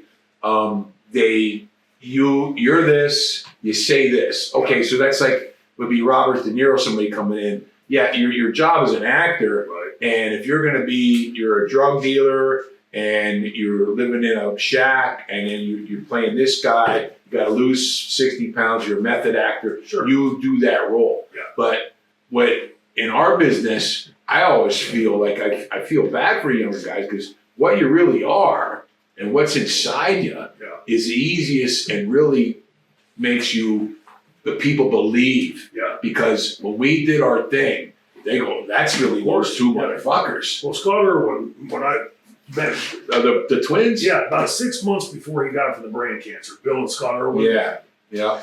Dominic had sent us to Montreal. Well, he took us to Montreal because we wrestled those guys in Japan. So yeah, right. But Martel and Dino Bravo had started, and they had TV. So Dominic wanted to get us experience on TV. I'm a kid in the dressing room. Scott Irwin and Bill Irwin in the dressing room. They had the boots all the way past the face. And I asked Scott, I said, how'd you guys come up with this gimmick? Where did it come from? And he said, gimmick? He said, son, if we were in the business, we'd be in a bar stomping a mud hole in somebody. You just let it send. Yeah, and then he told me, then he said, he says, don't try to be original. Everything's been done. Then he went down the examples and he said, pick out 4 or 5 wrestlers that in your vein, your style of wrestling, take little pieces of that. And then he said this. Yeah. And make sure at the end you add a big heaping dose of yourself. Yeah. And so the same thing you're saying, it's well, let's get it because we're going to cap off and then and get ready to bring in Brian in. So now you guys have gotten this experience in this Uber schooling, right? Yeah. What was the next break for the Nasty Boys? Well, things happen all, like I said, whatever you're going to hear like cliches like less is more. But really, everything's timing. Yeah. Coming into the business when we did, I at the Hall of Fame speech when we got inducted to Cauliflower, I said you had like a Forrest Gump career because we came into business at a time when we were able to be around the best, greatest of all times, from Bruno to Hulk to everybody in between. Yeah. A lot of guys ain't here no more, and we became close. Not only just met them, but friends. Experiences with, and we're close friends, and be around that group that nobody ever could be around, and all can only ask questions about. You know what I mean? And we all took a piece of something they did. You know what I mean? And they have crazy experiences with all of them, from Roddy to Adrian to on and on and on and on. The Superfly, Superfly actually drove in the ring truck with us too. That's a whole other story. I can go on and on. But and we did that too. I took moves that I liked. Like I adapted. I saw Scotty do it because we met Steve Kern through Kurt. They were friends, and Steve was big with Stan Lane, as the Fabs in Tennessee. So he came out of Florida up while we were in Tennessee, and we went into him. Hey, Kurt told me about you guys, and Steve ended up staying in our apartment with us. You know, our miniature animal house in Tennessee. And then, we went our separate ways, and as time goes by, we went after Tennessee, a year there. We wrestled every day. We never were off one day in Tennessee. Every day of the week there was a show because you had your regular schedule. Every morning, Saturday morning was Memphis thing. A great learning territory to learn the business, the gimmicks and things. So much that we learned there. And we ended up shooting an angle with Pat Tanaka and Paul Diamond. They were bad company. And shot a babyface turn and started those actual street fights at Mid-South Coliseum. Sold that motherfucker out. Yeah. We really got over it. Ended up bringing Scott Hall in there with us, coming through. Then Sean and Marty came through after they had an incident at WWE. They lived with us. And then we went back to Minnesota. The phone rang. We were in Minneapolis. Then I did that match because we were on. Now we had the Nasty Boy gimmick honed. And we got to a TV. And Sean and Marty were in and out, but Wahoo had brought up Ricky and Robert. We never met them before, the Rock and Roll Express, but to wrestle a great What tag. year is this? I think that was 87 now, or late 87. So, rock and roll's hot now. Oh, they were like, they took in tag team. It's like, that's how I lost my tooth. I was so nervous. Wahoo comes in and Ray goes, listen, we're taped X amount, maybe 6 hours of television at the Showboat for ESPN in Las Vegas. They fly us out, but he goes, your main event tonight against the Rocco Express. And like, oh my God, I was nervous as fuck. Live TV, what do we do? It's old school. They're on one side of the babyface in there, the heels on the one side. So they burned it in care. Old school. You go out, you do your thing in the ring, and that's it. You're not told shit, right? So I'm not only nervous about the thing, but excited about wrestling these guys. And then just let them lead us, like Sean and Marty, Ricky and Robert, two of the greatest guys, two of the greatest workers, okay? They start off with the little hand thing, and then where he scoots under, and he build it. But for the comeback, I go giant splash in the corner. Ricky moves, makes a hot tag, and I don't know whatever we were going to do, but anyway, I was so excited. I jumped, and I was like Superfly. I mean, my stomach hits a turnbuckle. That's how high it was. So my hands are out, and my face comes straight down on the steel post. Oh, that's live. You can watch that on YouTube. So no, I fly over. The turnbuckle hits my stomach. Ricky rolls out of the way, and I face plant on the steel post, so it gets my chin. Yeah. Then my lip cut from here to here, and my tooth knocked out through my lip, and then my eye. So, but it went boom, boom, boom. But it looked like this. The ring post maybe went like this. It didn't even move, but my face got. All of a sudden, I turned around, like I was gone. The dilated concussion. I was la la land. I coughed, didn't know. My tooth goes flying and lands in the AWA insignia. The ring announcer, Larry Nelson, picks it up.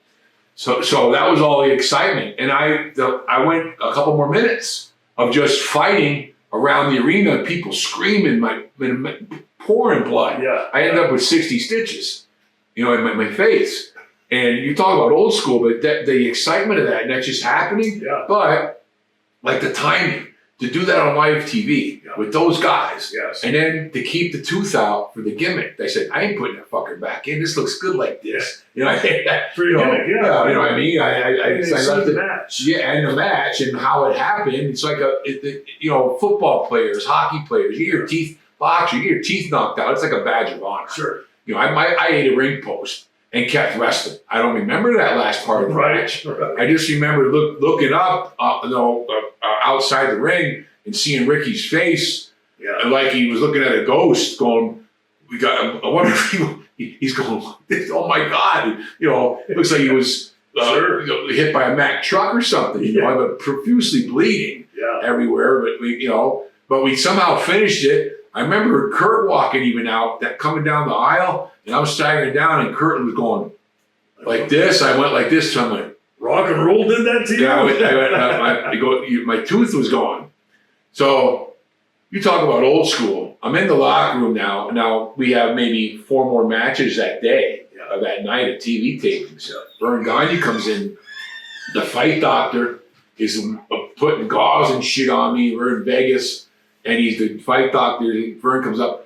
Doc, he's all giddy. You got to patch him up. He's got a couple more matches. This man cannot wrestle. Are you crazy? And Vern's going, God damn it, he has 5 more. Vern ain't getting his money out of me. Whatever, $100 or whatever for the TV matches. Fuck his face. He got matches he got to finish. He goes, son of a bitch. And Vern's mad. He comes over. He throws a 20 at me. Go get a goddamn cab and go to emergency. Get whatever you need. I go, put a blood's pouring down in my wrestling stuff. I go staggering out down the escalator from the boxing arena down through the casino. I hear and then some lady with a cigarette on the fucking one-armed bandit thinks I was a murder or something. I staggered through the casino with a couple people scream like, that guy, oh my God. And I hail a cab, go to the emergency room. I'm gonna hurry this up. I'm in the emergency room for 4 or 5 hours. 5 o'clock in the morning, get back to the showboat, the hotel. I see action going on. Guys coming out of the room. I go, that must be where the party is. My face is all puffed up. Inner stitches, outer stitches, stitches. I got a big bottle of antibiotics and a giant bottle of Percocet. And I'm staggering. The cab drops me off. I wander in. I bang the door. Who answers it but Superfly? Brother, the room's filled with people. There's blowing. I mean, the party's going. The sun's coming up. And brother, are you okay? There's all Guerrero brothers, Hector, Mondo, and Chavo, Ray, Wahoo, Kurt, Sean, Marty, Scott, the whole gang. Larry was in there. There's a boys' party going on after TV. You're in Vegas. Yeah. And it's just shit's on. Everybody's fucking wired thing. Brother, you okay? Superfly comes over.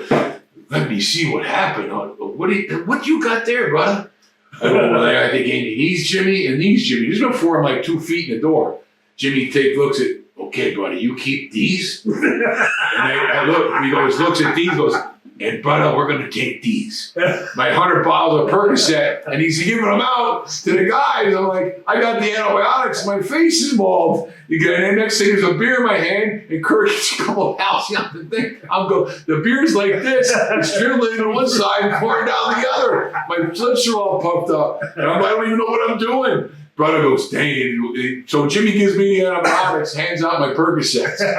Welcome to the AWA. So after that, that's when Steve called and said, we want to come down for the Eddie Graham Memorial. It's a show we do for Eddie, Mike's dad. I'm going to introduce you to Mike. Steve already told Mike Graham all about us. Yeah. So Mike was like our dad.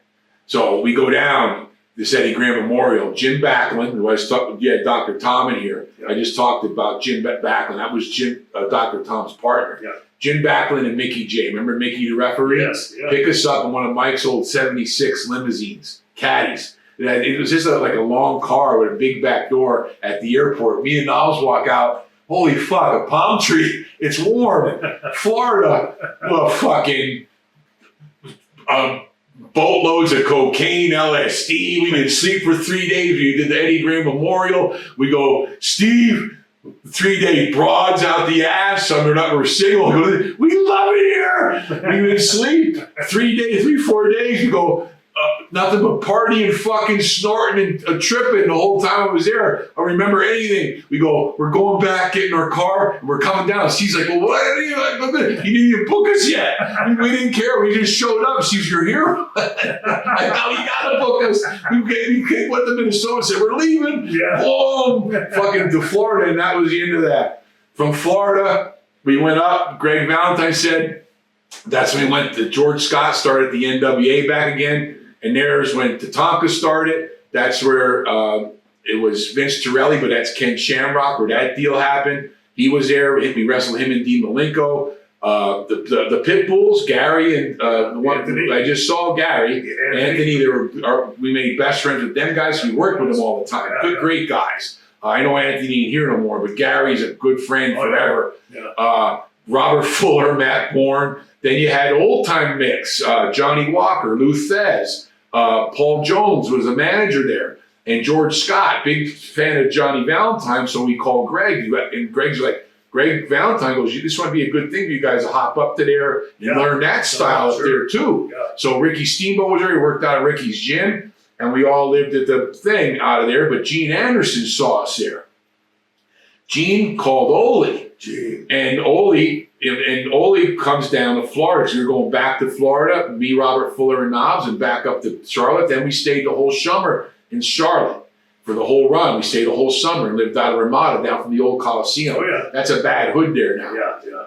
And out of that, Ole comes down, and Ole was going to take the book in WCW, and he's looking for young talent to revive WCW. It's the same old shit over again. So out of Florida, he grabs me and he goes, he watched us, called Mike, called us over. I would like you two to come up because we saw us beat the fuck out of people at the Sportatorium. The thing. We had the color, everything, blood everywhere. There was a crate people. There's only 150 people in the place in the Sportatorium, but we were balls to the wall. Ole went fucking. I knew I want those two motherfuckers. I knew we Minnesota. The Vern's camp. He's a Minnesota. Ole loved the Minnesota. So Ole, we go back up to Charlotte. Ole calls Gene, bring those two fucking goonballs from Florida down. I want them to come to the Clash of Champions. We're like, what? Gene goes, you're coming with me. He has a cigar. I'll drive you down. We go from Charlotte to Asheville, North Carolina, to Asheville. Gene's got an old K car. No air conditioning. It's hot as fuck. He's got a little fan up there blowing. And I go, Gene, I'm smelling gas. The whole car smells like we're driving a can of gas. Finally, he pulls over. Fucking the fuel pump squirting, shooting gas all over the motor. Oh, then it's like an old junker. He goes in that thing, he wrapped a rag around it, tied it, not working. He's got the cigar. We get back in the car. It was like a gas pump. We make it to TV. We get there. Terry Taylor, I think it was Bobby Fulton. Live Clash of Champions, gonna go wrestle. Terry Taylor goes, hey, I talked to Shawn Michaels about you guys. Shawn was one of our best friends up in, with Shawn and Marty, Scott. We were like a group of young guys. Kurt, led by Kurt, Scott Hall, me, Knobs, Shawn and Marty were like the young guys of the territory. And Kurt took care of us all. And we were all best friends. Shawn goes, they're good guys. Terry Taylor, great guy, took care of us. We had a hell of a match with Bobby Fulton. And then live on the Clash of Champions, our first show, Ole says, listen, I'll bring you in. Gave us a nightly guarantee, and that was it. Yeah. The next thing, we wrestled for a while, and he gets a brain scheme. This is how the old school was done. There's no riders, no bullshit. Right. And I'll end with this story, and Knobs will take it from there, but we got to Chicago, and the pavilion we wrestled at ICU down to college, downtown. For WWE at the time, we used to wrestle at Rosemont. Yeah. Then when they built the United Center, we wrestled that for Jordan. That was a bigger building. I love the Rosemont Horizon. That's a great wrestling building. Yeah. But that ICU pavilion was badass. Yeah. It was packed to the roof. Out of the blue, we don't know who we're wrestling. Ole goes, you two. He always curses, you fucking idiots, get over here. Now go out and do an interview. We're like, what? For who? Go out and do a fucking interview in front of all the people. And it was a test. Yeah. Now, if you're not ready and you're handed that ball, like timing, I'm saying, you're handed the football, you're going to fumble? Right. We were ready. Yeah. We went out. We didn't know what to say. We just said, we went out there, instantly through the curtain, go into our gimmick. You South Side pieces of shit. We're in New York City. And boom, here comes the shit. Here comes the people. We're fighting, Now, okay, we pass the first test. It caused a riot. Fucking calling the South Chicago piece of, I know how to get heat in Chicago. We wrestled AWA there. You know what I mean? You to cut down the South Side and everything, we knew what to do. Yeah. Next step, a little time goes by. All right, we're going to come back here. I'm thinking of a team. Nobody wanted to wrestle Steiners at the time. Nobody could adapt to them. It just didn't go. Like the Road Warriors weren't easy for the old school guys. Right. Like even Arn and Tully, great workers. Yeah. But how do you put two great workers with a team that's like invincible, like the Road Warriors? Yeah. It's very hard. People understand. You know what I mean? So it was the same with the Steiners, all the crazy suplexes. When you get to like the Midnight Express or somebody, it just doesn't, they're not going to take suplex off the top and crazy shit. We were all up for that though. Right. Ole's like, who the fuck am I going to wrestle these guys? So he goes, I'm thinking of bringing you and the Steiners back on Halloween Havoc. So let's do a belt signing night, see how it goes. If they say shit, we'll cut it. So he puts a table in the ring and he goes, listen, when you're out there, make, like a signing, mix it up, like Mahalo, go back and forth. So we can do whatever we want, do whatever you want. Just go out, sign, and mix it up with them. We signed the contract. It's real tense, too. Yeah. The Steiners are on one side. You got the ring, I think it was Penzer or Chapetta, one of the announcers. Then you got the whole official thing, the signing. So the belts are on the table. Me and Oz pick up, we're holding the belts. We start getting booed because the Steiners had the belts. And we were like holding them. And we just said, we looked at each other and just totally, I opened up a shoot. I hit Ricky Steiner in the face so hard across the side of his face, the side of his eye here, cut him from there to there, and went in the fucking craziest 6 seconds it probably was of a maniac. You can watch that on the internet too. Shot the angle. The people went fucking ballistic because it was so intense and so thick. But like I said, timing's everything. We were ready for it. We were ready for them. We were the perfect team to work with them at that time. Yeah. Then going into that Halloween, we come back at Halloween Havoc and tear the fucking house down. Have one of the probably the greatest match we ever had in our lives with the Steiners at Halloween Havoc. I think it was Macho and Flair or Lex and Flair that had to follow it. And Rick gave us you could tell he knew there was no way to follow that match at Halloween Havoc after what we did. Is in the end, Frankensteiner, but we did the craziest shit in that match. In total, we had them with shooting the angle and everything building up. The interviews we did, Chicago was ready for that match. Put it that way. It was all done off the cuff, old school. All the ideas that were driving down the road, like Roddy used to say, and all that. And it got the fuck over because it was on fire. Yeah. We at the end we put him over and only wanted us to get our heat back. So we quadruple posted Ricky on the post. I mean, really potato back. And he's got the color. Oh no, I had the color because he paid me back in the match. He hit me so hard on a false finish. I'm covering Scotty because I had Scotty in the Boston Crab, and then went to cover him. Ricky comes in with a chair and blasts me across the back, but he cuts the whole back of my head open. With the top of the chair, your head flies up. Yeah. I don't give a fuck. We never cared about any of that. They didn't. We didn't care. A lot of guys would come crying. You get the fuck out of here. Yeah. It should. We were taught that way. I loved it. I could give a fuck. I had so many 400. I don't care about stitches. So when I had Scotty in the Boston Crab during that match, I was down like the bleeding so much the blood started pouring down like the sides of my ears and face here on the pay-per-view. Yeah. There's a big cut in my head. So at the end of that, we got our heat back and post Scott, throw him backwards into the post like 4 times. Ricky, Scotty comes, we run off. Now Ole goes, we gotta keep this going. I go, well, what do you mean? It goes, all right, okay, get him. You give Sags that tray. Now gives me an apron, and then puts it. I go, put this wig on. Where the fuck did he get this wig? It was Halloween, so I don't know where the wig is. But then in this hat, you're going to be a vendor, a popcorn salesman. What? Like, what? I go, well, Scotty's going to be doing an interview about you beating up his brother. So you go like you're selling popcorn, and then you take that tray. So I hit him. I go and I find a big piece of thick plywood to put in the bottom, and then fill it with popcorn in the bottom of a plastic tray so I could crack the shit out of Scotty. Right. So I go, Ole, but my head, he goes, fuck your head. He's gapped open and pouring blood. Put the wig over it. They won't see it. That's what he told me.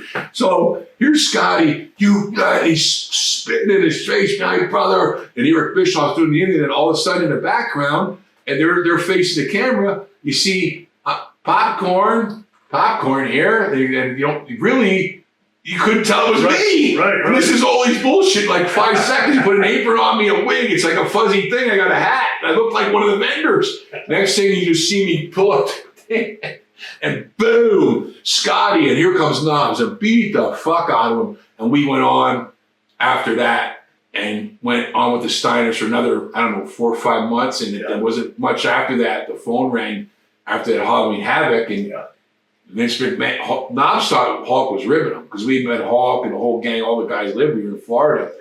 He goes, bullshit. Knobs will tell you the story, but I'll end with that one. And that was the trigger that caught Vince's eye because there was a lot of tag teams there. Hart Foundation are the champions.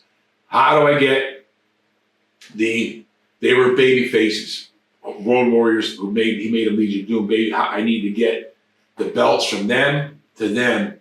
Who's the team for this? We got a lot of heat because there was a lot of established teams in there already. Sean and Marty. There was Herc was our great friend Paul Roma. Great little team and thing. But they knew that we'd be perfect for this job. And even Brett will say, I got to admit to you that WrestleMania 7 match, because we worked that out. We wrestled the Hart Foundation going into that. And learned we were both, the Calgary style is a lot like the Minneapolis, almost mimics Stu's style. It's like Stu and Vern are 2 peas from the same pot, okay?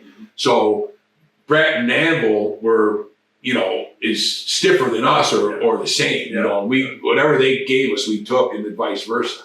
You know what I mean? And Brett still compliments and says, I got to say that's one of the best tag team matches at WrestleMania 7 I ever had. And that was probably the highlight of our career, was that WrestleMania 7 match.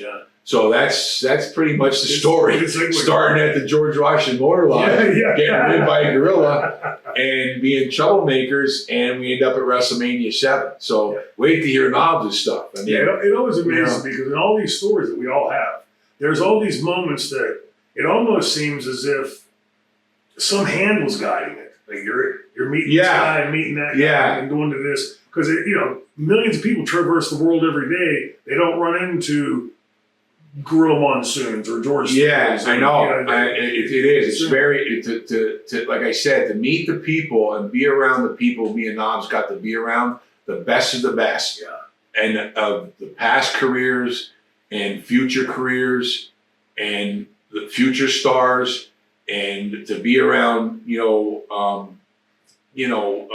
watch guys and watch their kids come up, that their dads have passed away now, bad things have happened. We had Reed Flair's first match. Brian Blair is one of our best friends. He lost his son, and recently Mike Rotundo, who's one of our best friends. Mike was there with us in those days. That's who drove with us when we were on the road together. It was me, Mike, and usually the Sheik or Sid. We're always driving together, always together. And out of that, the first time we got to WCW and Oldie brought us in, the first guy to come up to us walks up real slow. It was Sheiky, but baby. He goes, Sheik said to me, walked up to me and Knobs, he looked up and goes, I'm the coach of your coach. He put his hand out like that and shook our hand. He's the coach. He's the coach of our coach. That was instant respect. He knew from Brad, these 2 guys that he went through, because Sheik sent at least 100 guys out of there, beat up and maimed out of that camp, crying, bodybuilders boo-hooing, crying, aching, snapped knees, whatever. Sheik threw the Olympic shot putter through the shower, suplexed him. You know what I mean? So Sheik was the first guy, on the coach, and since then, me, Knobs, and the Sheik were like, he was in the car with us. We drove for all WWE, all WCW, me, Mike Rotundo, and the Sheik all together.